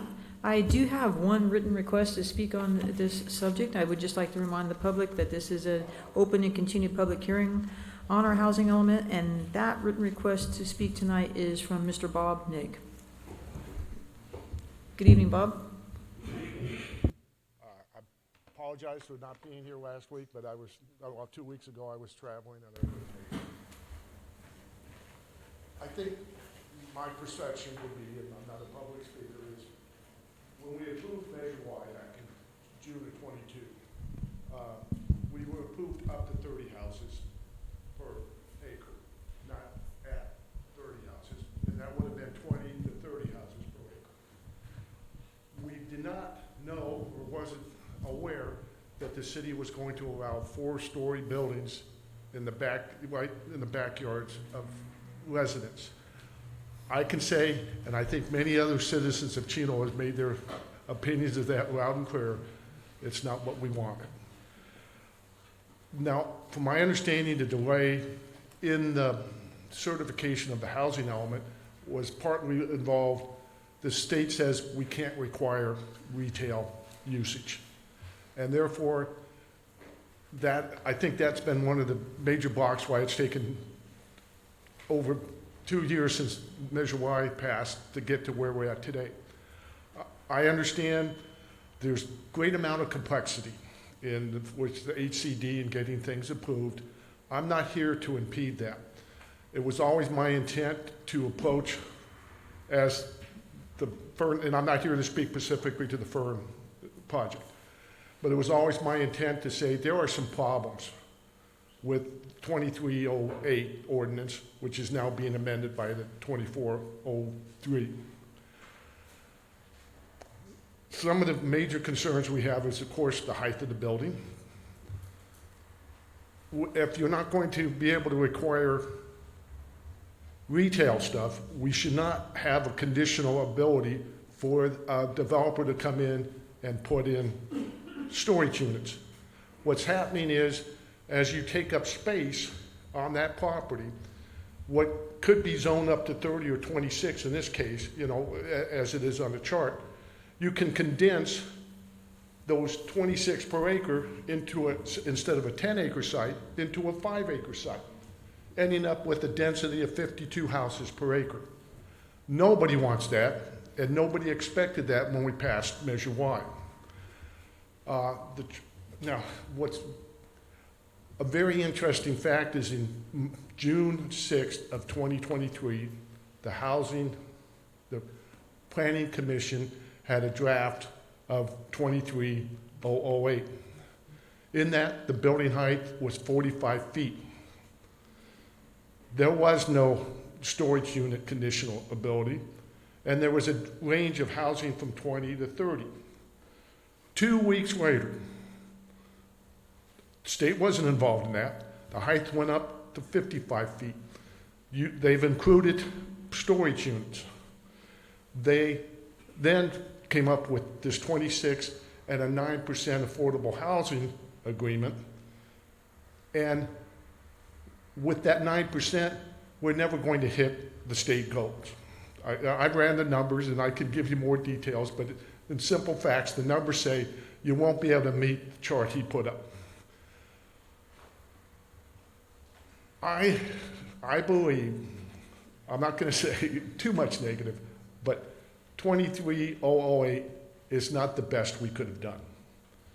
So I understand that the builder's remedy and everything else, and I think, yes, where we're at now, that's probably the most efficient way to move forward is to go ahead and accept that ordinance.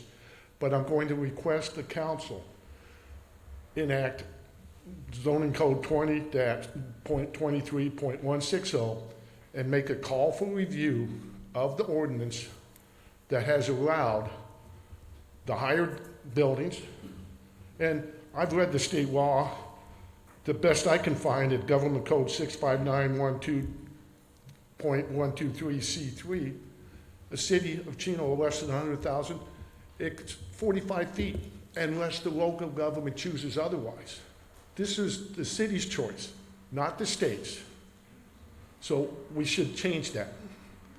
I think we can do that post haste. It only took 2 weeks to move it up. I don't think you can do it in 2 weeks with the process, but it shouldn't take that long to put it back down. And the reason I'm saying this, I understand Fern is already in the works, but there's 46 other mixed-use sites within the city. And all of them could be subject to 4-story buildings and have it all condensed in so somebody can put a storage unit in so they can make more money. That's not beneficial to the citizens of Chino. We need to look at that and put it forward. So I'm going to be asking that this city give great consideration to making a call for review. I'm more than happy to correspond with any member of the planning department, any member of the city. One of my specialties is gathering facts, and the facts tell me there's been some problems here. And I don't want to throw anybody under the bus, but we dug ourselves in a hole. Now we got to figure out the best way to move forward. Just for reference, Mayor Pro Tem, the time to speak has ended. Thank you, Mr. Nick. Could you just try and wrap up your comments Yep, well, when you're ready? Basically, yes, I'm going to request that, since it's on the agenda, that you go ahead and make a call for review. And since this is going to be the second reading in 2 weeks, that we get a status report of where we're at on a possible revision to 23008. I think it's good for everybody in the city. I think it's what everybody would want. And so that's, I don't want to take any more time. I got 100 other things I could be throwing out here, but I think I'm getting my point across. Thank you very much. And again, I appreciate the time and have the opportunity to discuss this yesterday with the staff. Thank you, Mr. Nick, for your comments. Thank you.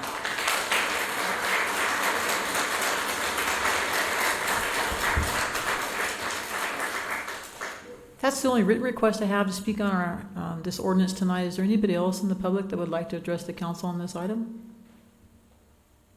Yes, sir. Can you please come up and state your name? Hello, Council. Mayor Pro Tem, my name is Zachary Sennett. I'm a resident at Mashona Avenue. I recently moved here about 2 years ago. Not originally from the state. Came here after I completed my time in the military and was looking for a place to live. And this, got a wife and a daughter, looked for a home. Chino is where we ended up. And it's a beautiful place to live, beautiful place to raise a family. That's why we ended up staying. Learning a little bit more about this ordinance, one of the things we need to understand is how did we get here in the first place, right? We have a housing issue in California. It's a long-standing systemic issue. 47% of California is federal land. According to a study done in 2021, there are 2.54 jobs per household in the state of California, right? Does not give us a lot of room. Additionally, the state is $69 billion in debt, right? So these are large state issues that are trickling down into the local community, right? We understand the difficult position that you as councilmen are dealing right now and trying to adhere to state laws, but also trying to understand your constituents, right? I grew up in New Jersey. One of the things I want to say that drives me insane is that they consider every place in California a city. Chino, in all aspects to the northeast, is considered a town, where I come from, right? Beautiful suburban neighborhood, quiet, small businesses. In all aspects in the Northeast, this is considered a town. And this is what I love about this town. I'm going to call it a town. I apologize. I understand it's a city. So one of the things we also have to understand, in being in the difficult position that you all are in, is that Chino is so large. There's so many different types of residents here, so many different types of neighborhoods around here. You have the old town in the middle of Central Avenue. You have the farmland down in Euclid, where I live at. You have the preserves, where many of us live at. You have the larger businesses off the Spectrum and off of there by the 71, right? So I came to this meeting because it really upset me about building a 5-story tall building. I came to that town hall meeting a few weeks ago. I voiced my opinion saying, we need to understand, the councilmen need to understand your constituents.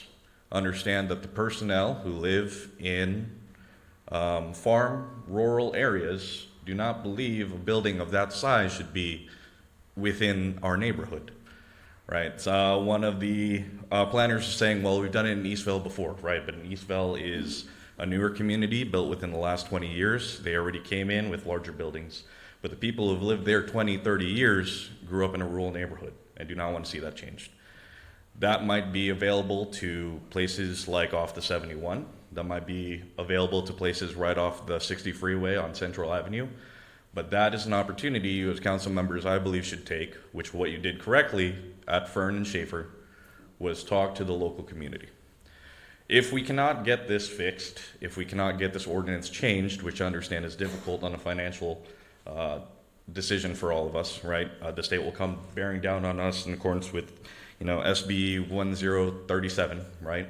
It's difficult on you all to put that financial burden on your local constituents. But at a minimum, what I'm asking is to have those 47 other sites, the mixed use, or the 44 affordable housing sites, take that same amount of due diligence that you all took with Fern and Schaefer, and when you guys have to come and make those housing development plans, ask the other locals as well what they feel about it. Chances are, some of them will say no. Chances are, some of them will say yes. But regardless, the community will bear down and bite down on this financial burden as long as the community can build what they feel represents how they feel they should live in a certain neighborhood. So that's all I have to say. Please consider taking the time to talk to the other members of this community, because Chino is such a large place and large types of neighborhoods. So take the time to speak to them before we make any actions if we cannot make any changes to this ordinance. Thank you. Thank you for your comment, sir.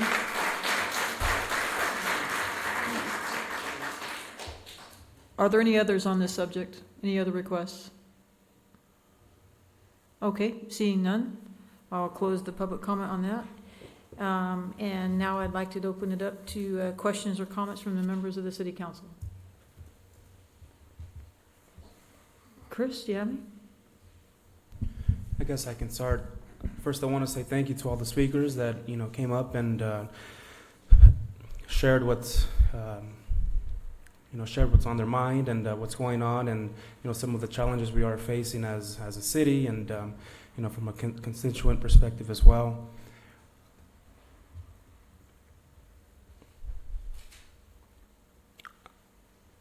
In terms of the projects that are here today and that may come in the future, I've always strongly believed there's a project for each small community within the city of Chino, and we ask for patience from our constituents, as we're trying to make wise decisions in terms of projects or the housing element.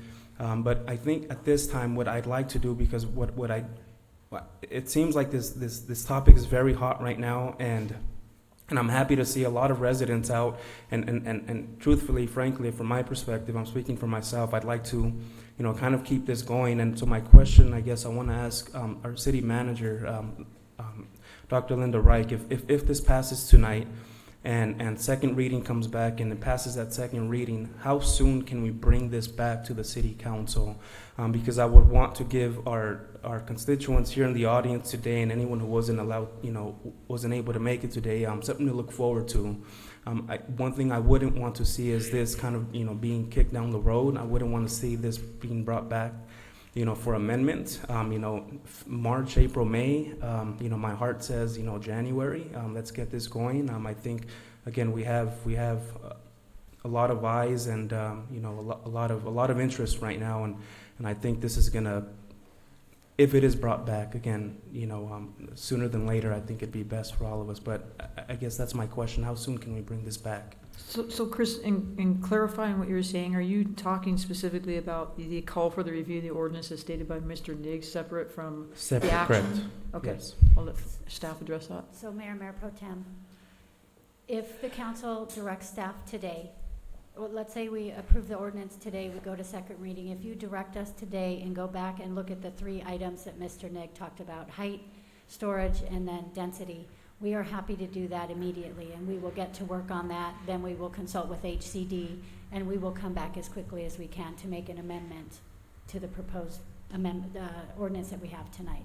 So that would be our commitment to the council if that's what you choose. Chris, does that answer your question? For now, yes. Okay, do you have any other comments? No comments. Thank you, sir. Councilmember Lucio? Yes. Okay, well, first of all, I just want to say that, I think the consensus from the council has always been that we don't like what the state has been pushing down on us, although we do understand that this is kind of being forced on us. You're looking at a city council that has never really gone along with what the state mandates. An example, during COVID, we didn't require our employees to get vaccinated. We said that was your choice. We didn't close down our gyms. All the small gyms that wanted to remain open remained open. We didn't ban indoor dining. We allowed that to come from the business owners. We didn't close our churches, unless they were mandated by their archdiocese or somebody higher. We've always been the individuals that have been up here that have bucked the system and said, hey, we don't like the state mandating what we feel people should be able to do. Unfortunately, the state has a supermajority, and it doesn't matter what the cities say, they'll just pass other ordinances. Because as they said, we had this come to us several years ago, and we still haven't adopted it because we still weren't 100% comfortable with it. And as we continue to push it off, they continue to pass bills to now start fighting us as a result of us not passing the ordinance.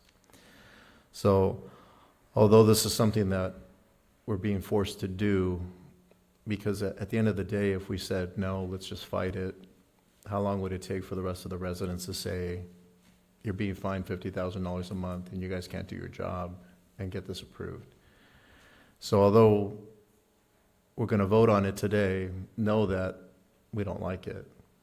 And then when you look at developments, don't think that because a developer proposes a development that that's what it's going to end up being.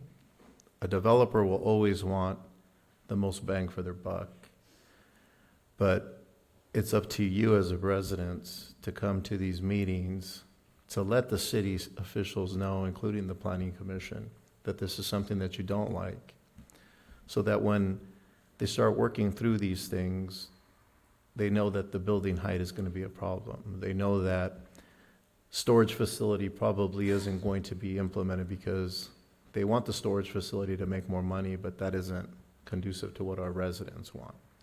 So that's why it's important for, as residents, you come forward, you let us know, and you tell us ahead of time what you like and what you don't like, so that we know when it gets to the Planning Commission whether or not the project will be approved or not approved.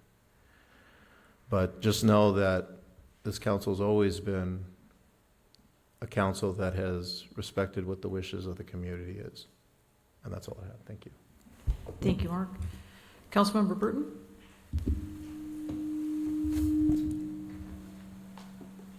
Thank you very much. I'd like to thank Mr. Nigg and Mr. Duncan specifically for the work that they've put into this and some of the background information that has been researched. I'd also like to thank Mrs. Ziegler for coming up as well and giving her information, and Mr. Senna, you as well. Thank you very much. It's extremely important for our community to come together during times like this where we have disagreements about developers on what they want to put into our city. And it drives me crazy. As Council Member Lucio had mentioned, the state of California imposes laws and regulations upon local jurisdictions like ours, and our hands are tied. And our hands are getting tighter as well. The more regulations that come down from the state, the more it takes away our local control. So again, I appreciate everybody who has come out for this specific review. I would like to direct staff to look at those 3 items, specifically the height, the storage unit, and the density, because I also think that that's not reasonable for that area of our town. So if you could please do that, I'd appreciate it, to make whatever revisions we need to make. I'd like to request that to happen.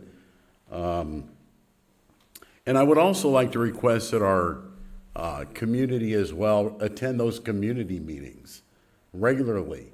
If they're out there, if the developers are going to come into our communities and put these meetings together, we need to represent us in our neighborhoods.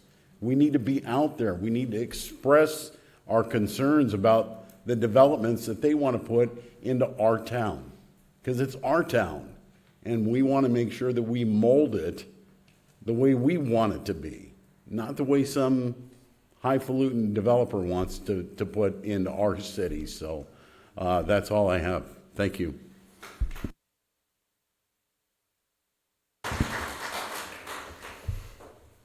This has been really hard. I've been on the ad hoc housing committee the past couple of years. I've, along with the members of the city council, traveled to Sacramento. If you know me, I'm no stranger to duking it out with Sacramento, whether it has to do with my former occupation as your chief of police, challenges to death row inmates at CIM, changes in law. I watched it happen. And I had the opportunity to sit down this week with Mr. Nigg and Mr. Greg Duncan and talk to them about our housing element and the things that are happening with it. What I can tell you is it's extremely frustrating, the mandates that are being imposed by us, by the state, that we don't think are compatible, or as several of the members of the council up here have said and talked about, that we don't like.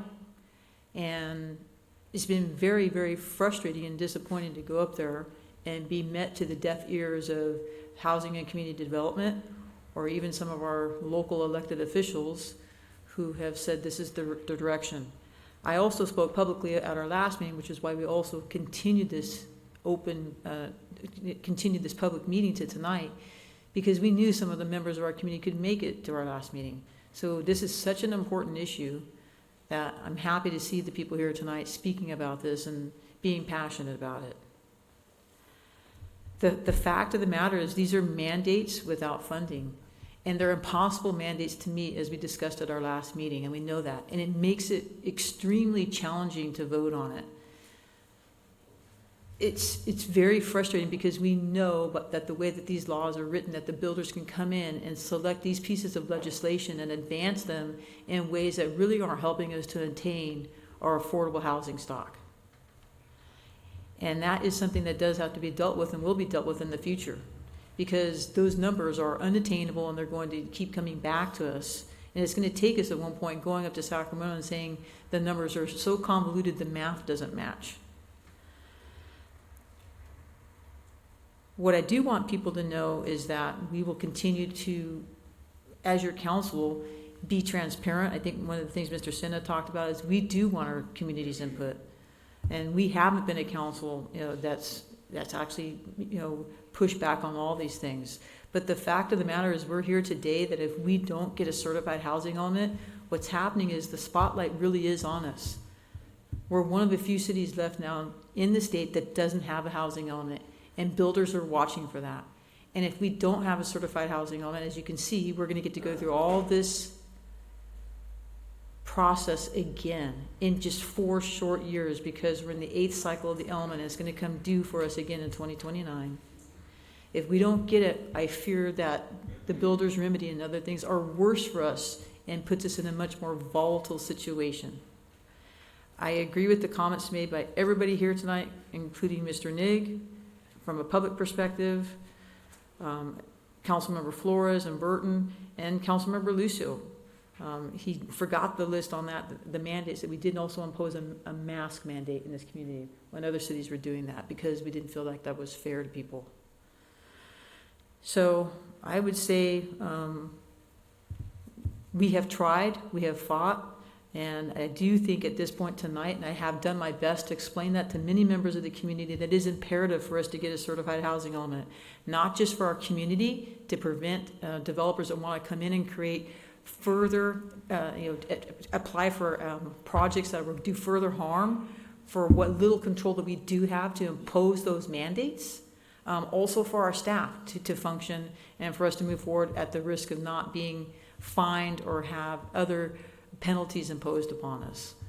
So with that being said, I would actually like to ask if anybody would like to call for a motion on the element. Mayor Pro Tem? Yes, sir. Can I just get some clarification from the council real quick? Yes, sir. So what staff hears is look at reducing the requirement in the mixed-use overlay to 45 feet, the max height. The second issue is look at eliminating the ability to do self-storage in the mixed-use overlay. The next one is to look at the density allowance within the mixed-use or both affordable overlay sites. And then we'll work with HCD and we'll report back to you the outcome of doing that. And then I just wanted to mention, so those are the 3 that I heard. Density. Yeah, can you clarify your motion, Kurt? Is that correct? Yeah, that is correct. So the motion is to adopt the ordinance and the element and report to staff to look into those items as the call for review by Councilmember Burton, as also stated by publicly in the comments of Mr. Nick tonight. Okay, that's the motion. Do I hear a second for the motion? I'll second. Okay, I have a motion from Councilmember Burton with a second from Councilmember Flores. Can I get a voice vote of aye for everybody? And if Aye. I may just read the Oh, sorry, ordinance I didn't title. let you read the ordinance, Thank sorry. you. Yep, I made the same mistake that sometimes the mayor makes. She's much better at running these meetings than I am, just for the record. No, you're doing great. It's this technical stuff we deal with. Before the council is ordinance number 2024-003, entitled An Ordinance of the City Council of the City of Chino, California, amending section 20.04.030, 20.09.090, and 20.21.340 of the Chino Municipal Code regarding overlay districts for affordable housing and senior housing projects. And that is being read by title only and waiving further reading. Thank you, Mayor Pro Tem. No, thank you, Fred. And now, can I have a motion from Councilmember Burton, a second from Councilmember Flores. Can I please get a voice vote? Aye. Any opposed? Okay, the motion passes 4 yes with 1 absent. Okay. Thank you very much.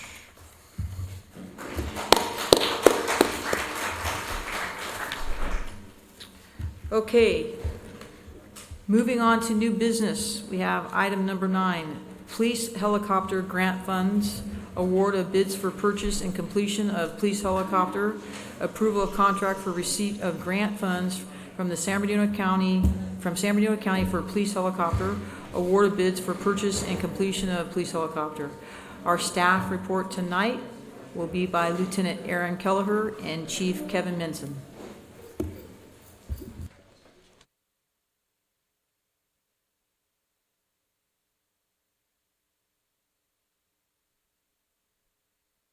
Thank you, Lieutenant. You're on.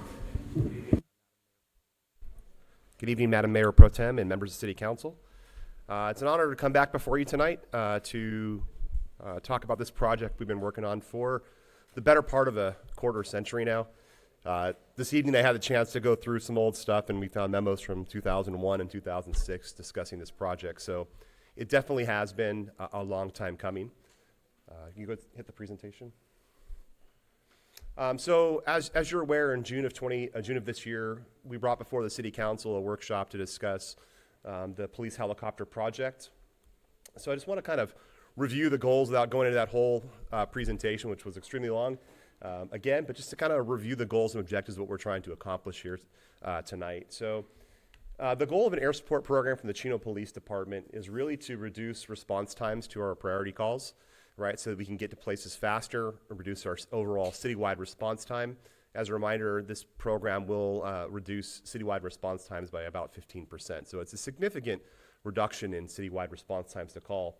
Secondly, we're looking to increase the safety and security of our community by deterring criminal activity. How do we do that? As we discussed before in the workshop, the ability of a helicopter to provide patrol is unparalleled. It's in use throughout Southern California because of the unique situation that we have in Southern California. Our staffing levels compared to other places in the country are a lot lower. The reason is because we use aircraft here in Southern California in order to act as a force multiplier, because the effectiveness of the police helicopter to deter crime is pretty unparalleled. Depending on which study you look at, anywhere between 8 and 20 ground units is what the police helicopter is worth. So it's an extremely effective force multiplier when it comes to deliver patrol services. It also increases the efficiency of police operations. When the helicopter's up there, the trained tactical flight officer in that helicopter really is working as a patrol officer in the sky to handle calls for service, to give us faster resolutions to critical incidents, to be able to get to calls quickly, determine whether or not a further police response is warranted. And it really does get those ground officers back on the street faster. So once again, it adds that force multiplier effect because the helicopter overhead requires less ground units. It speeds resolution of these incidents by identifying where suspects or where missing persons are and gets those situations resolved much faster than would otherwise be available without the use of the aircraft. It definitely increases the safety of our officers and our citizens on the ground. There's nothing like having a helicopter overhead when you're in the middle of a critical incident. The ability of that tactical flight officer to be overhead and guide additional ground units really is a key factor for safety. We spoke a little bit last time about the threat from the prison. That continues to be a major issue. The dilapidated conditions at the prison pose a significant safety risk. They posed that safety risk all the way back in 2008 when the Inspector General from the state of California came in and said, hey, you got to be spending about $28 million a year for security on the prison when they're only spending $4 million. Otherwise, it would have to be condemned in 2014. It's 2014. They've spent nowhere near that amount of money, and that prison is not only not condemned, they've now added death row and life without possibility parole prisoners to it. Once again, as a reminder, the last time we had an escape there in 2018, we weren't able to get our aircraft overhead from our mutual aid agencies, and you can't call a helicopter in from another agency. We weren't able to get an aircraft over that. That prisoner was able to escape and lead our officers on a pursuit which we couldn't keep up with, eventually got away. And that situation should never happen. And our goal here tonight is to make sure that never happens again.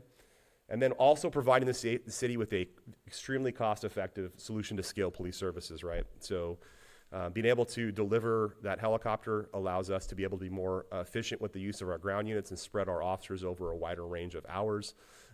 We deploy the helicopter during our busiest times to help reduce that call load and be able to handle calls much more effectively and efficiently. So that's the overarching program reasons without going into the full presentation that we did last time. At the conclusion of the last workshop, the City Council authorized the city staff to go out and obtain bids to obtain a helicopter. So I'd like to go over the report today.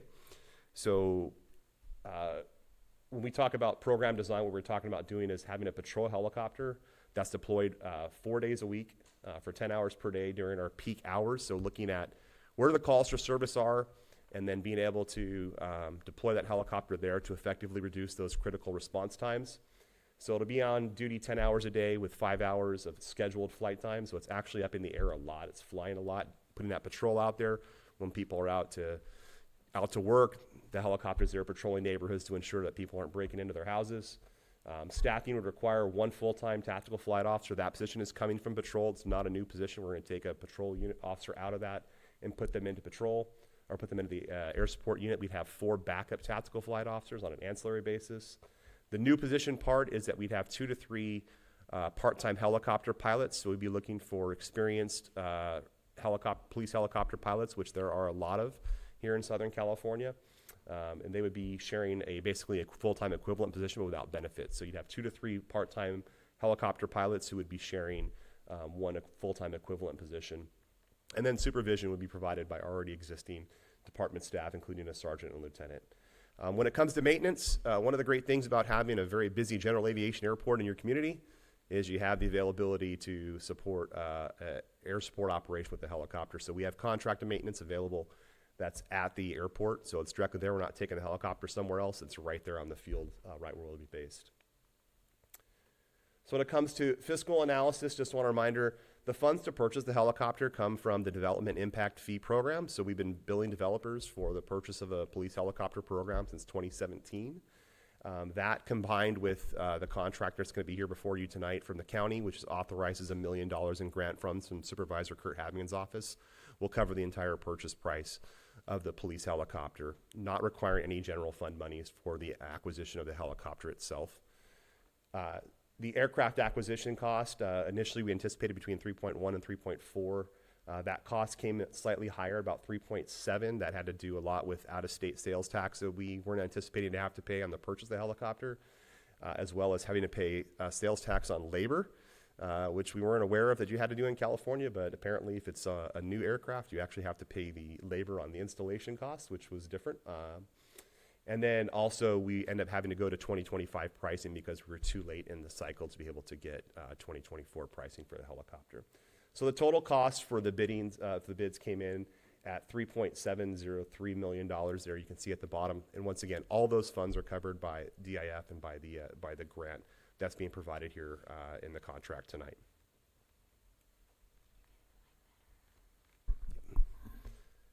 The ongoing cost, that's one that people always want to talk about. Hey, okay, the helicopter is one thing to buy it, but what are the ongoing costs?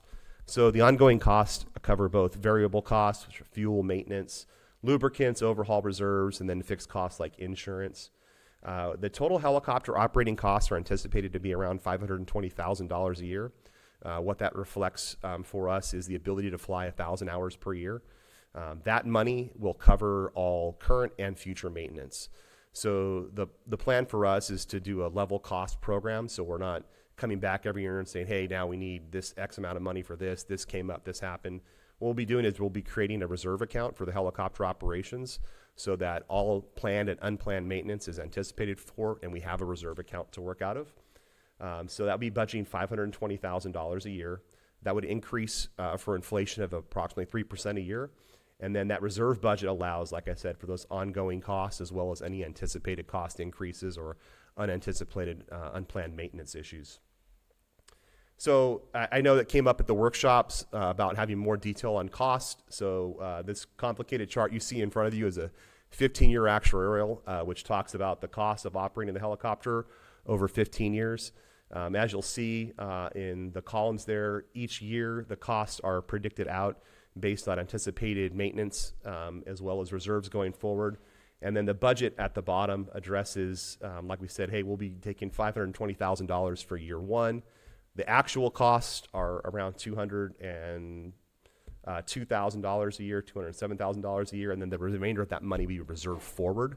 And then that happens every year. Every 3 years, this helicopter would have to undergo an overhaul. Those overhaul years, you'll see significant spikes in the cost, but as you can tell, the reserve budget covers those. So as long as we adjust the budget for inflation every year, we have a significant operating reserve from which we can draw for those planned and unplanned maintenance. As you can tell, the reserve account stays pretty healthy. Once again, be able to address those planned and unplanned issues that cause problems for other programs. The $120,000 additional is not addressed in here, which would be for the part-time helicopter pilot salary position. Those costs combined represent about a 1.2% budget increase for the police department. And then I'd like to go over the staff report real quick, and if we don't have any questions. So the recommendations tonight is... I'm sorry, Lieutenant. Councilmember Burt has a question for you. Yes. Just some clarification, Lieutenant. Yep. There were a lot of numbers up there for me to be able to read in very small print. Can you tell me once again, what's the all-in cost of the initial purchase and to get us up and running for the project, and then annually, what's it gonna cost us once that's done? So to purchase the helicopter, it's about $3.7 million. That's the completed helicopter, the purchase of the helicopter from Bell, and then a second contract to install all the police equipment. That's the starting cost for that. We will have to come back, obviously, for the 2025-26 budget for the operating costs and some initial expenditures. We plan to do an asset forfeiture request for some of those one-time startup items like a dolly for the helicopter, some tools, some stands, things like that. That would be out of asset forfeiture. The ongoing costs are anticipated to be $520,000 a year. That is to operate the helicopter, to be able to reserve maintenance, and to be able to get that thing up and running, including the insurance on it. And then $120,000 additional for the part-time pilot salary. So $640,000 a year additional would be the ongoing costs. And can you speak to where are we gonna house this helicopter? Here in Chino? Yeah, so the Chino Airport obviously is a significantly sized airport right in the middle of the city, which helps us to be able to support this program. We have a separate project that we're working on for a substation and a hangar combination that we're looking to lease down at the airport. In the meantime, if that project isn't completed by the time the helicopter is delivered, we have several options that we're considering for hangar leases in the meantime.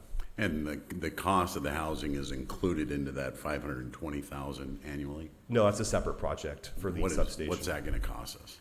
So we're not sure about the cost for the substation yet. We're looking somewhere in the neighborhood of $8,000 to $9,000 a month for a lease in that range.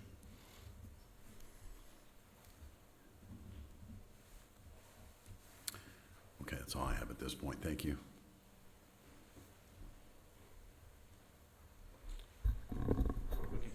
Councilmember, just a clarification, though, that 3.7 million, what's subtracted to that is the $1 million that we are receiving from the county. So the money that we'll be spending out of the DIF will be 2.7. What about annual pilot training? What's that going to cost us to have them get in and get recertified? Is that an annual issue? No, it's a biannual issue, but keeping currency, the pilots will stay current. The initial pilot training is included in the initial purchase price from Bell. There's 2 helicopter training spots in there to get 2 pilots certified on that aircraft. And to keep them current, what is that cost? To keep them current, it depends on how we do it, but it can be anywhere from $10,000 to $15,000 a year. It depends if we have them come out here or we go out to Bell. Thank you. Any other questions? Okay, so the recommendation here tonight is to establish and appropriate a project budget, i.e. 259, in the amount of $3,703,336.49 for the police helicopter, consisting of $2,703,336.49 from the Law Enforcement DIF Fund 231 and $1 million of grant funding from San Bernardino County. Number 2, to approve a contract with the County of San Bernardino to accept $1 million in grant funding for the purchase of a police helicopter. And 3, to award a contract to Bell Helicopters Textron of Fort Worth, Texas, in the amount of $2,166,585 for the purchase of a new Bell 505 police helicopter. And 4, to award a contract to Hangar 1 Avionics of Carlsbad, California, in the amount of $1,347,175.50 for the purchase and installation of critical police mission equipment on a new Bell 505 police helicopter. And 5, approve a payment of California use tax to the California Department of Tax and Fee Administration in the amount of $189,576.19 for the out-of-state purchase of a police helicopter. And 6, to authorize the city manager to sign the required documents on behalf of the city. So the fiscal impact is to appropriate $3,703,336.49 to the Equipment Management Fund 660 with a backfill from the Law Enforcement Development Impact Fee Fund 261, and also appropriate the grant expense and revenue accounts in the amount of $1 million. There is sufficient law enforcement DIF fund balance for this request. It's just one thing before we move forward now. We had obviously some proposals, or we looked at our staffing levels and we saw that because of our continuous growth that we have in the city, we're going to need to have more police officers. And we foresaw that we were going to add additional items. But we were going to forego some of those items as a result of the helicopter. How many of those items are we foregoing as a result of bringing the helicopter? So at this point, we have not calculated. There was, when we first originally it was take the place of 4 police officer positions when we originally brought this forward, based on the response from council was to not do away with the 4 police officer positions. So currently, right now, because of our vacancies, we did not request any additional police officers from the time when you approved the 4 back in May. So because of the number of vacancies that we have, we didn't want to add police officer positions than to just sit on the books until we can get closer to be fully staffed. So when we talk about the 4 additional officers, we're talking about the crime prevention, I'm sorry, the theft reduction team that we've got, the school resource officer, and then the supervisor.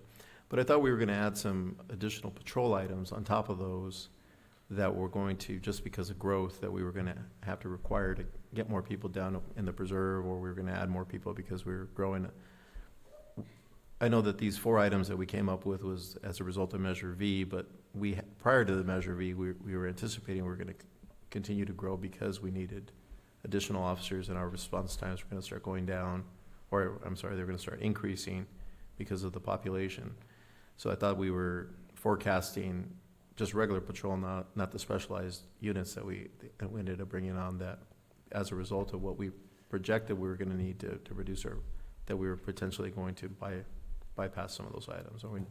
Yeah, so we built out a staffing plan, and it averaged to adding a police officer, 1.5 police officers every year, and that's based on land use. This was without the annexations to take into account, and the changing of some of the zoning.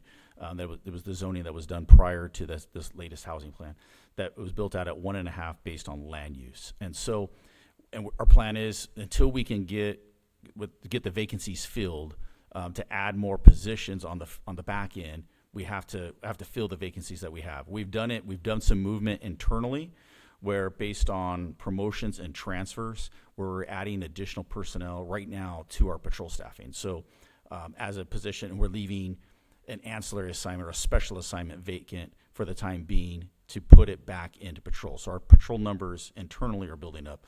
But to add, like if you were to approve 2 more patrol officer positions, I still have 10 positions on the books that I have vacant. I can't fill those yet. So it wouldn't make any difference if you give me 5 more police officers. We can't hire them. We're trying to hire them as fast as we can, but it wouldn't affect our operation. We're doing that though internally by just transfers and promotions. The other thing is too about that is that's part of the deal with the helicopters, is that when we talk about the scalability of services, that allows us to scale effectively even though we have these growing vacancies, because as you know, it takes sometimes 2 years for us to hire an officer position. So that helicopter helps alleviate that need and allows us to scale effectively by acting as an effective force multiplier. Any other questions? No, but so I know people are hearing you say force multiplier and they don't understand what you mean by that. But what you mean by that is, for example, if you have a call of a building potentially being burglarized, the helicopter goes overhead and they have a complete 360 view of the whole building and everything leaving and coming from that location, where if you were to bring a police officer and he comes from the east side, he won't know what's going on the west side or the south side because he has no visual on that. So that's just so they understand what you mean by force multiplier, because you keep saying it, but I don't think they understand what that means. Yeah, the force multiplier terminology just means that the helicopter does things that ground units do, but they do it at a bigger scale. So yeah, you need less officers on a perimeter, and the situations are resolved faster because of the expertise of the officer, the tactical flight officer, handling that call, getting the pieces in place correctly, and then moving on those situations. That's what the force multiplier is, because it acts effectively like 10 ground units when it comes to ability for coverage. And real quick, Councilman, I misspoke. It wasn't one. It was 2.5 officers per year based on the 2 to 3. So we actually factored it out for 6 years for 2.5 officers for the staffing plan. Anything else, Mark? Okay, I do have 2 written requests to speak on this subject. The first one is from a Mr. James Mickelson regarding the proposed air unit.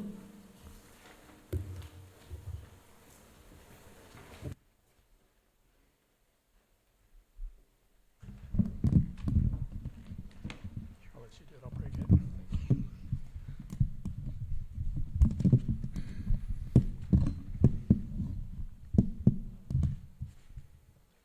Good evening, Mayor Pro Tem, Council. My name is James Michelson. I've been a resident here in Chino for 25 years. I've been in law enforcement for 29, coming up on 29 years now. I currently work in a neighboring agency. I am assigned to the air support unit there at that agency. I've been a tactical flight officer and a a pilot for the last 10 years. One thing that the police department here has done, the chief and Lieutenant Keller, they've given you a great example of how the helicopter can help with the police activities. There are other things that the helicopter can do. It's not just assigned to the police department. It's assigned to the city. It's assigned to the fire department. I've personally taken people on developers on rides in the helicopter, and they came back to me later and said, this was for an economic development group. And they came back to me and said, the main reason why we said yes to this project in your city was because they were able to get that view from above. So you have all these new developments going into the city, or these developers that want to come look at your city or potentially come into the city. It's a great tool to use. It's a great tool for the fire department. You have a major fire, okay? That helicopter can come up overhead with the assistance of the downlink, which sends a video image down to the fire department and the police officers that are on the ground. And it gives them a size up of what their fire is doing, and it helps them manage their fire better. I'm not going to go into the main part of the police department and all that. You guys already know how beneficial it is for them. Some of you have been on the police department for a very long time and retired from there, so you know. But you got to think of it outside the box. It's not just the police department. I'm in favor of this 100%. Like I said, I've lived in this city for a long time, and I think it'd do great things for our city. Now, the other thing you got to think about too in regards to the police side of it is we have a major incident in our city. We have, like Lieutenant Keller has said, the escapee come out of the prison. Okay, well, who do you call? You call the sheriffs or you call Ontario PD. That's great. They'll come and help you out. But the second something goes wrong in their county or their city, they have to leave, and then your officers are on their own. With having your own helicopter, you don't have to worry about that anymore. You have that asset till your incident is finished. It's a great thing for being on the ground, to know that that helicopter is up there helping your guys out and doing the things that they need them to do to keep them safe. Another thing to think about is this is a very expensive adventure, but that one life that you save because of it, that money goes away. Our unit has saved the life of a San Bernardino County deputy when he was shot. Picked him up on the street, transported him to the hospital. Probably saved his life. It's very rare, but when it does happen, you'll be like, thank God we did that. Citizens on the ground, it can save their lives too, because they're overhead telling the patrol officers that are coming to the event what's actually going on. Not the bits and pieces you might be getting from a reporting party. You're getting true eyes-on information, and that is relayed to those officers, and it gets them quicker and gets them there safer. So I just want to say again, I'm definitely for this, and thank you for the time. Thank you, John.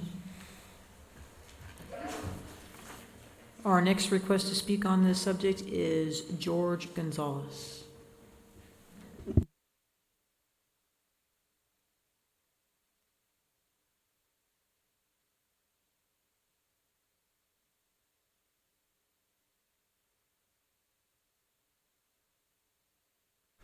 Good evening, council, officers, and the public. Thanks for opening it up for the public to say a few words.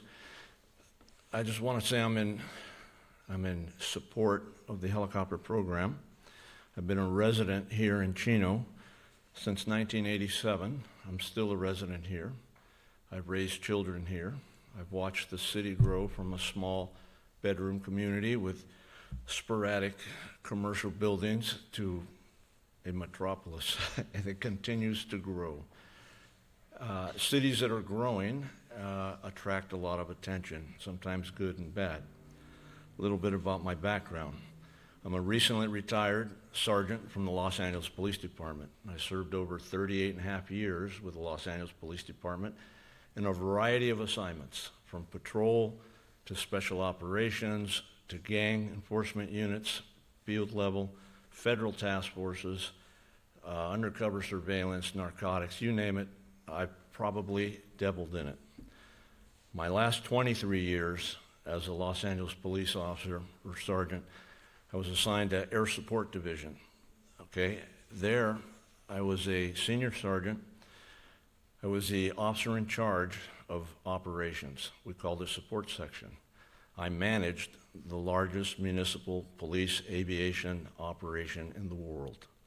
17 aircraft flying over 20,000 hours a year in support of the Los Angeles police effort on the ground. I can tell you with experience, I have received the service of a helicopter under conditions which I may not have been here today in South Central Los Angeles. I would thank those folks not knowing that at some point I would return the favor years later, much older, much wiser. I went through the system and learned and earned my way through the tactical flight officer position, which is the key component in a police helicopter that makes it actually mission critical. And later, through the pilot program, I became a pilot. But as the OIC, I managed all aspects of the operation, from budgetary issues, from aircraft acquisition, from pilot training, tactical flight officer training. I oversaw the maintenance operation. I sat on all the interviews of folks wanting to come in, and I sat on the disciplinary process of folks that had to leave. So some of the key components I'll tell you, the term force multiplier is in fact accurate. If you take a look at the city of Los Angeles, over 500 square miles. I know it's a different city, but the concept remains the same. If you would compare that city, which is larger geographically than the city of New York, you need tools to police those size of cities. Los Angeles does it when they're at their prime at 10,000 officers. The force multiplier are the helicopters. They can get to the scene and change the disposition of the criminal engaged in criminal activity just by their presence. That's why they're painted black and white. If you look at the city of New York, they have different challenges and they have a greater population. They have 6 helicopters. They don't deploy them in the fashion that Chino is going to deploy it, and as Los Angeles does. They're flying police cars. They get to the scene and they begin to resolve the problem long before the police cars actually arrive. In some instances, those actual first at scene save lives. The ability, for instance, in Chino, as a prime example, when Officer Ford was shot at the bank robbery, okay? Chino was looking desperately for a helicopter. Well, Los Angeles was sending you a helicopter. In fact, I showed up here with some crews from Los Angeles to support it. Long after the incident had already transpired. Those critical incidents, and it's not just Officer Ford. Recently there was a young lady, a female officer, that was shot at down here on Oaks and Schaefer, just doing her job. The interdiction of those radical, very aggressive criminals has to be immediate. The way they run now, they don't run and hide. They run until they're confronted. When you're running one officer units in a big expand city like Chino, the response time is not immediate. In Los Angeles, you have 2 officers per car, and we flood the streets with policemen and women and helicopters. I believe the individual that shot at the female officer here at Schaefer and Oaks or Schaefer and Edison beat the perimeter. All attempts to set a perimeter were gone. I think it was the eagle eye of the Ontario helicopter that showed up late to the game and citizens dialing 911 that put an end to the madness. So what I'm telling you is it's a big investment. I know it better than anybody. I have purchased police helicopters and I have justified their actual deployment dollar-wise with facts. So the key is understand your mission, which clearly the Chino Police Department does. Understand how to solve it. What are you trying to accomplish? It's a force multiplier. It's a flying police car. We're not dropping buckets of water on fires per se. Determine what vehicle, what aircraft fits the need. I know the 505 very well. I've flown it. We don't fly them in Los Angeles, but we flew the predecessor to it. Very capable, very reasonably priced, very reasonable direct operating cost. It will accomplish a patrol mission quite well. It's not overkill. You're not shooting for something that you want to have. This is the basic patrol aircraft platform that's safe, efficient. It's going to accomplish the mission. I'm sorry to interrupt, Mayor Pro Tem. The time has passed for the speaker. With that, Thank you, George. I All know right. you could probably go on for a while, but could you just wrap up your comments? I'll give you just a couple more minutes to wrap it up. I mean, a few more seconds. Yes. Think of the very dangerous critical operations like a vehicle pursuit without air cover from your agency. What's the liability if a police unit crashes with an uninvolved citizen and injures or kills them? The mitigation there from the air crew is significant in saving the fallout from those incidents. And then the lost kids, the calls for service the helicopter will clear before a patrol car actually has to arrive. And then the perimeters, once the helicopter gets over it, you can take your time getting your units there. Once the helicopter's there, the perimeter, visually anyways, it's set. It forces the suspect to hide. If he moves, we got him.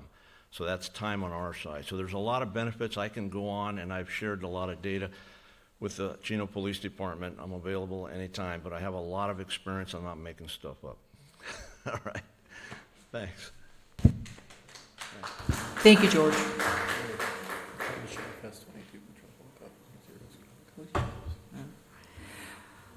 Okay, those are my only two written requests to speak on this subject. Is there anybody else from the public that'd like to address the council and staff on this subject? Okay, seeing none, I'll close the public comment. At this time, I'd like to ask the council if they have any questions or comments regarding this item. Just one question, Lieutenant Keller. After the purchase of this helicopter, how long will it take for the helicopter itself to be retrofitted? Yeah, both the build of the helicopter and then the retrofitting take a significant amount of time. So 6 months on each side. So 6 months to build the helicopter, another 6 months to retrofit it. So about a year. About a year. So 2026 would be the year that we would see, if all goes well, and assuming this passes tonight and other agenda items in the future, 2026 would be the year that this community would expect for the helicopter to be up and running and protecting our community. Yes, sir. So end of 25, right, getting into 26. Kurt, go ahead. I'd just like to thank Lieutenant Keller once again for the very, very hard work that you put into this program. I know that you'd mentioned that this has been discussed at the police department since 2001. It's a long time. It's a long time coming. I appreciate your persistence on this. And again, your hard work. I'd like to say thank you to Jim Michelson and George Gonzalez for your expertise, gentlemen, and also your service to the communities. It does not go unnoticed, so thank you for your support as well. And that's all I have. Thank you, Lieutenant. I worked the 2018 escape with you, and what I wouldn't have given that night while we were standing in that command post when we finally found the suspect. who had escaped the perimeter of the prison to have air support that night, as well as Officer Ford's incidents and many, many others. I can think that this is going to provide a valuable asset to us. So I want to thank you for your long-standing work on this project, and thank you to the experts that testified here tonight, as you know, from the public. So I don't have any further comments. Okay, making those remarks, I'd like to ask if there's a motion and a second for this. Okay, motion from Councilmember Burton, second from Councilmember Lucio. Can I call for a voice vote? All in favor, say aye. Aye. Any opposed? Hearing none, the item passes with 4 and 1 person absent. Okay, thank you. We're moving on to item number 10 now, which is construction credit reimbursement agreement with the Chino Development Corporation and Chino Preserve Development Corporation for the construction of circulations, streets, signals, and bridges, development impact fee improvements at various locations in the preserve. Tonight's action is to approve a construction credit reimbursement agreement with the Chino Development Corporation and Chino Preserve Development Corporation for an amount not to exceed $35,131,528.37 for the construction of various streets and traffic signals in the preserve. Our staff report tonight is by Sylvia Ramos, Contracts and DIF Administrator, and Haejin Lee, our Director of Public Works.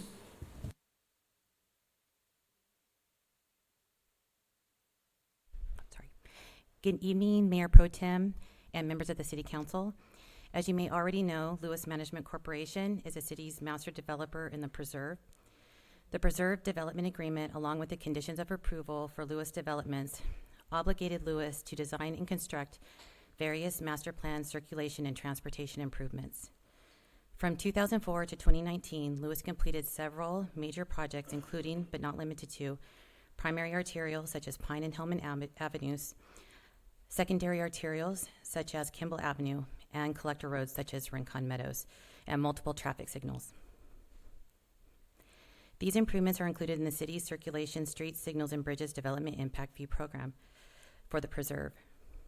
Chino's municipal code provides that if, as a condition of approval of a development project, a developer constructs a public facility identified in the DIF nexus and calculation report for which the DIF is imposed, the developer shall receive and be eligible for credit and reimbursement.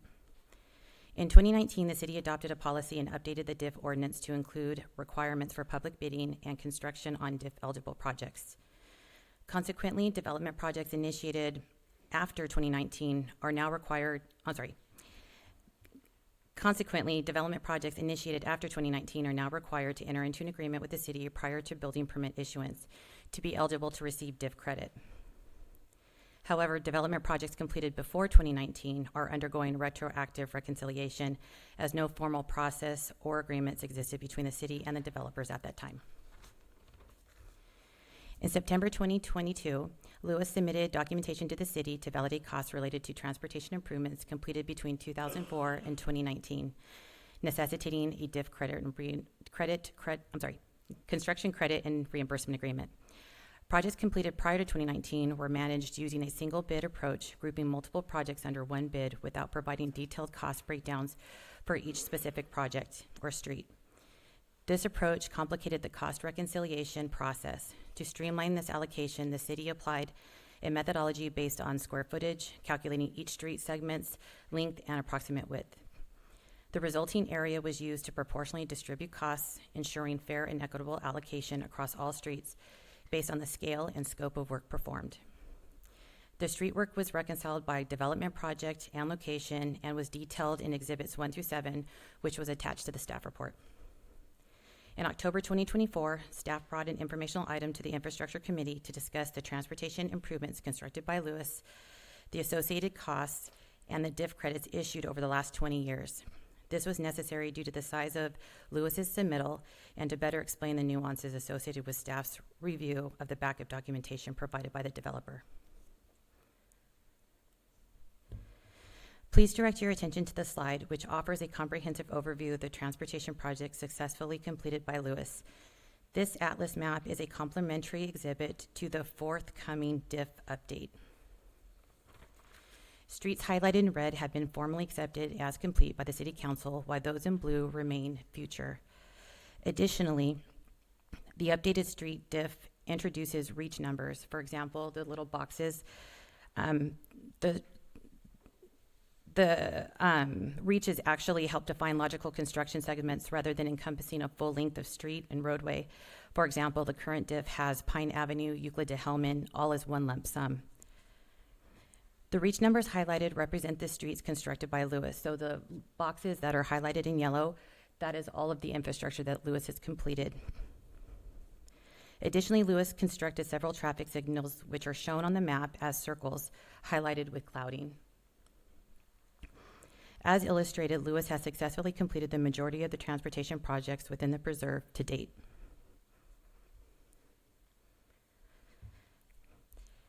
The city reviewed the final accepted as-built plans, specifications, and supporting document and determined that $35,131,528.37 is eligible for DIF credit and reimbursement.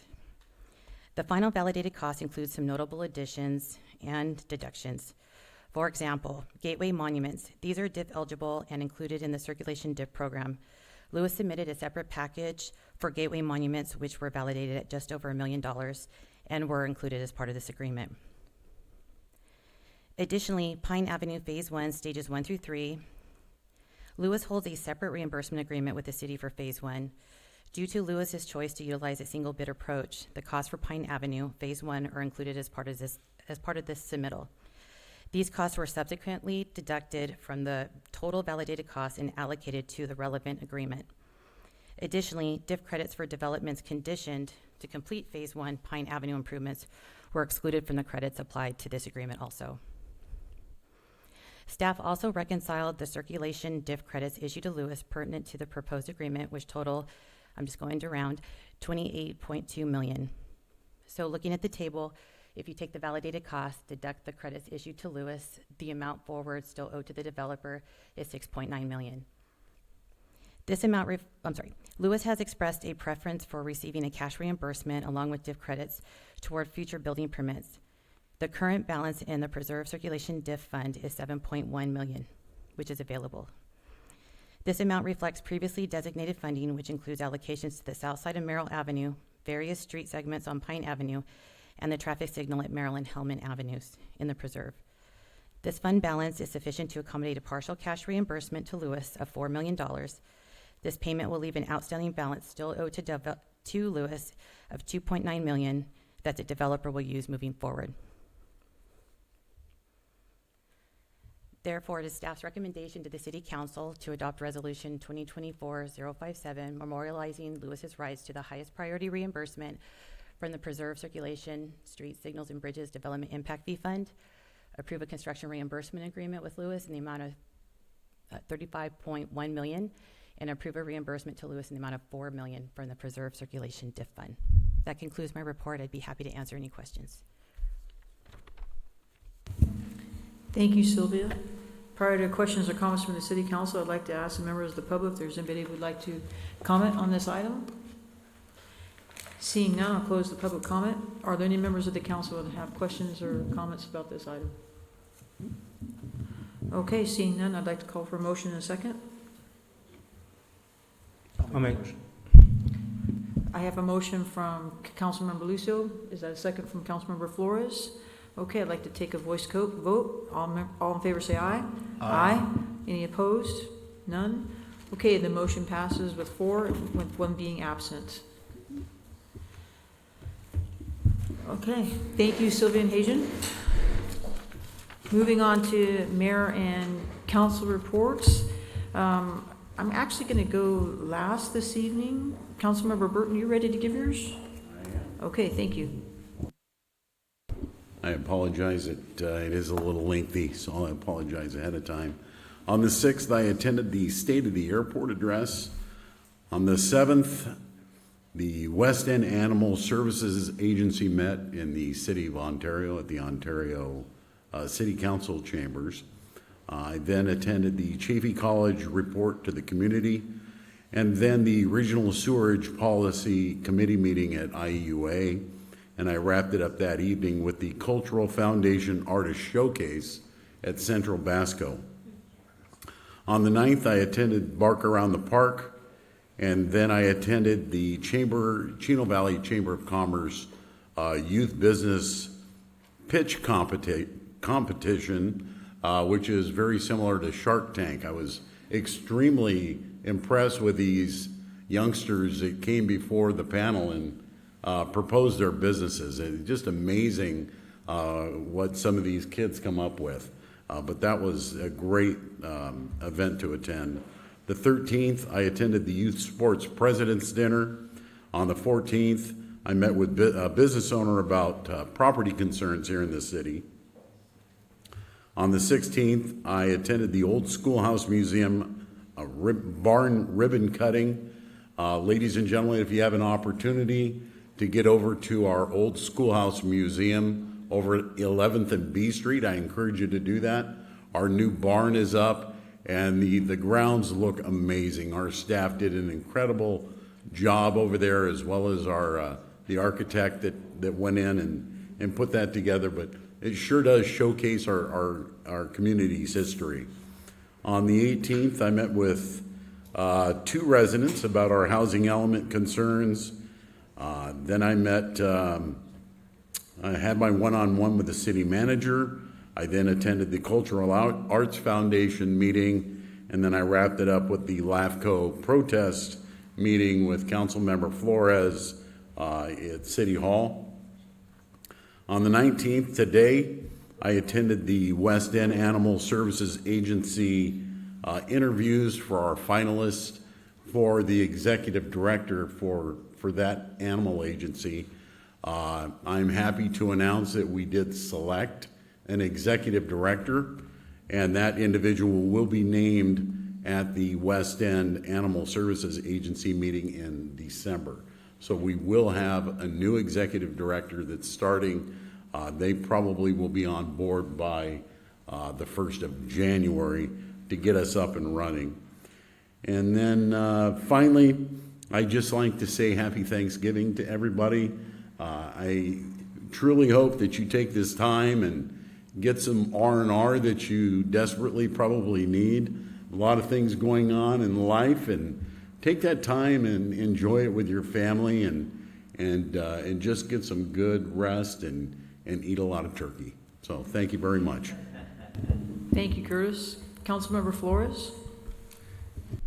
Yes, thank you, Mayor Pro Tem. So on the 7th of November, I attended, along with other members of our staff and city council, along with our mayor, the Chaffey College Report to the Community 2024 Road to Student Success. That same day, I attended the ribbon cutting for a new business in our town over at the Spectrum called Vision Works. They're excited to be in our city, and they've also mentioned that they're excited to be a part of just joining the community and being a part of our festivities, and they're looking to already expand in our city, so that's great.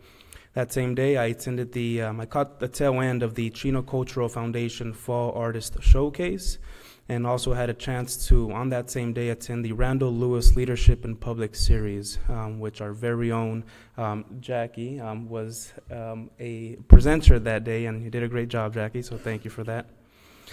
Let's see, on the 9th, I attended the Kids Entrepreneur Fair. So we had Nicole here from the chamber earlier. She was a part of the Leadership Collaborative Group. And she does an amazing job with the youth leadership over there. And I'd say I've been attending that for 2 years now, and it just keeps getting bigger and bigger. So the only challenge I have to Nicole, and I'm going to share this with her, is that she bring the fair over to the city of Chino within the next year or two. And let's see, on the 12th of November, I attended the Prado Gatehouse and Entry Monument groundbreaking. And again, it was just a great, awesome event. Good to see all the progress that's going on at El Prado Park. So I just want to give a shout out to, our county supervisor, Kurt Hagman, and, all the work that their staff is doing over there in beautifying our city, the southern part of our city.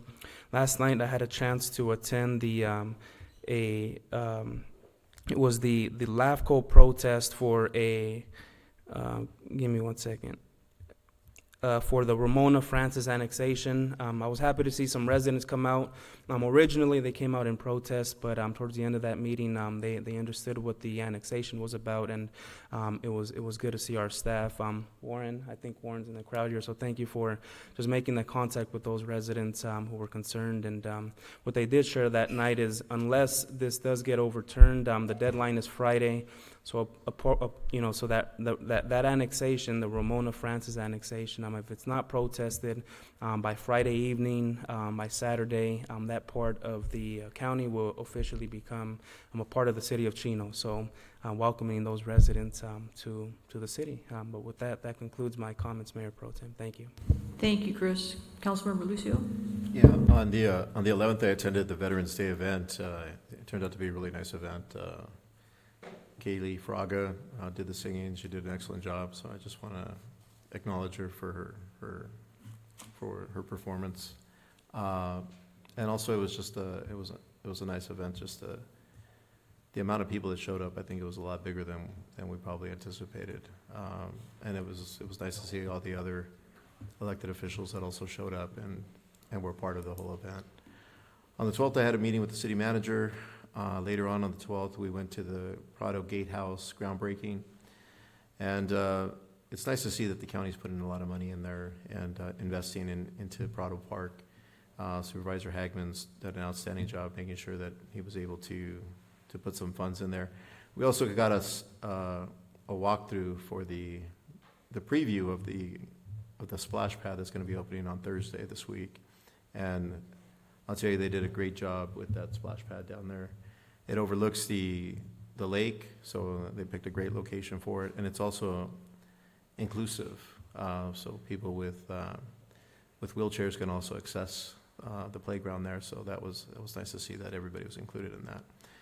And then on the 19th today, I also had a meeting with the city manager, and I want to finish by just wishing everybody a happy Thanksgiving, and I hope that you all spend time with your families and just enjoy yourselves. That's all I have. Thank you, Mark. City Manager Reich, any report tonight? Oh, you last. Very last.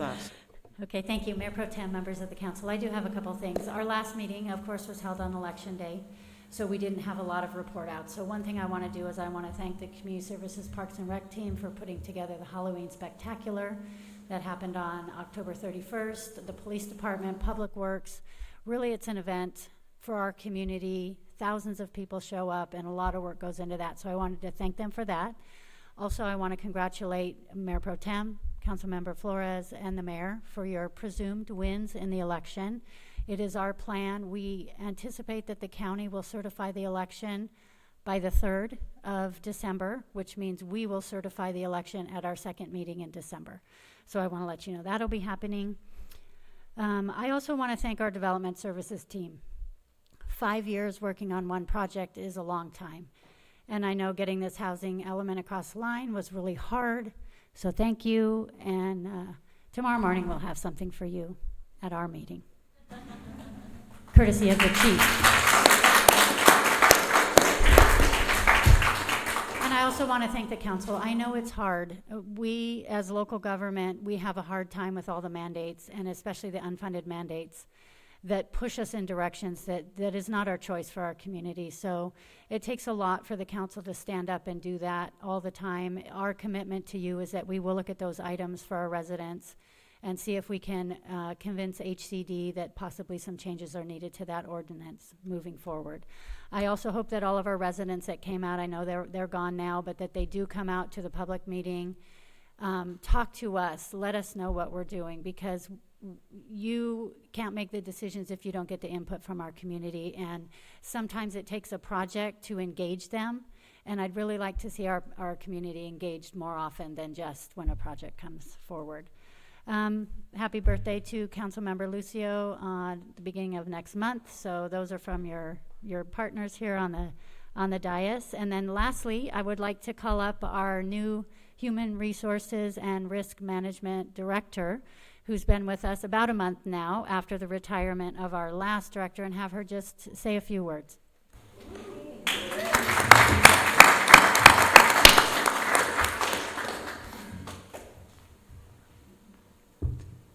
too tall for me. Good evening, Mayor Pro Tem and council members. My name is Terry Doyle. I'm your new HR Director and Risk Manager. I just wanted to say thank you very much. I'm very excited to be part of Team Chino, and I'm looking forward to doing great things with this team for many years to come. So thank you very much. Thank you. Welcome to Team Chino. Thank you.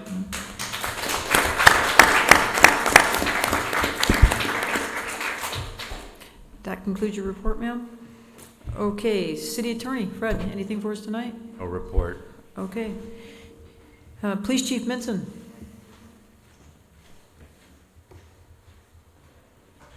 Good evening, Mayor Pro Tem. So as we head into the holiday season, we historically see an increase in our retail theft. And so I want to talk a little bit about what we're planning on doing and what we've done. So as you remember, last year we saw a 53% increase in our retail theft. For the first 5 months of this year, we saw an additional 10%. So we are on track to have a 63% increase in retail theft from 2 years ago.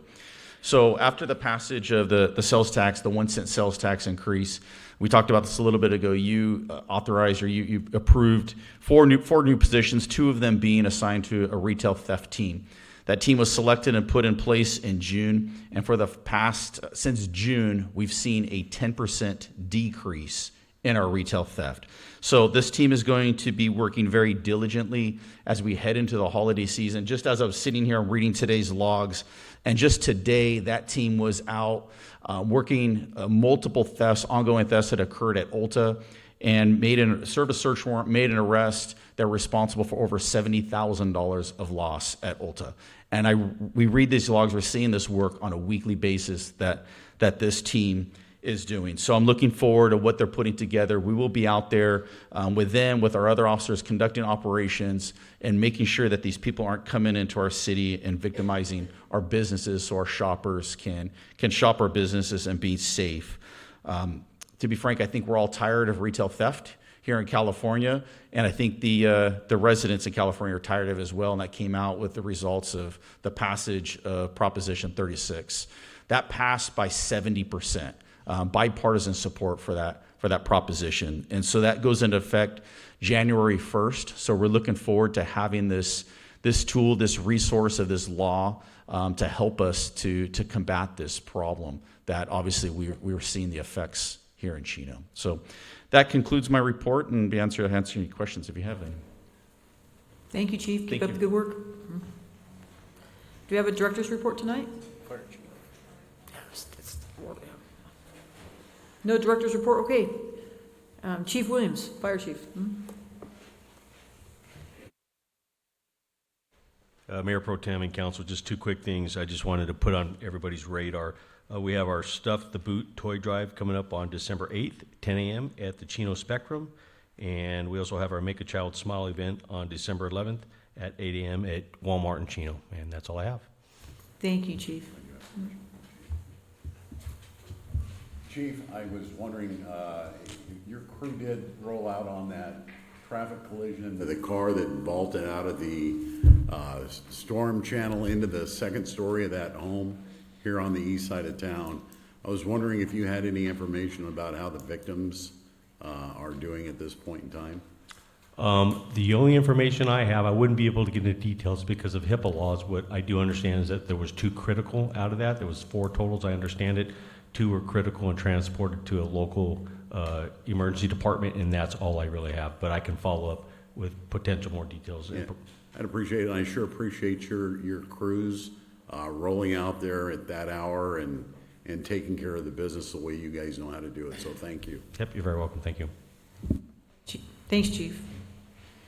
Okay, my report tonight is I announced a couple weeks ago there was going to be a season of celebration for me. I was able to go down and celebrate my parents' 50th wedding anniversary, and that turned me around to go to West Virginia, and has kept me off of to celebrate my dad's 80th birthday off a calendar.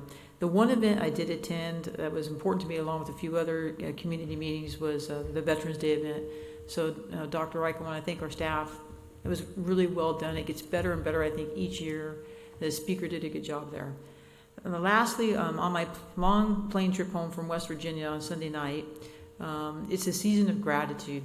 And in traveling to a couple different places while I was flying home on the plane, I was really grateful for my community, my local community, for the people that are in it, including just everybody who was here tonight, these young elders, our police, our fire, the community members that came here to speak tonight. So I just want to tell people that it made me grateful for where I live, where I've traveled in the past couple of weeks. And we made some hard decisions tonight. We made some great decisions tonight. And I just want to remind people to be thankful, to stay grateful. We live in a great community, and wish everybody a happy Thanksgiving. And with that, we will adjourn this meeting to the next regular meeting of the Chino City Council, which will be held on Tuesday, December 3rd, 2024 at 6 p.m. Closed session no earlier than 4 p.m. if necessary in the Chino Council chambers. We are adjourned.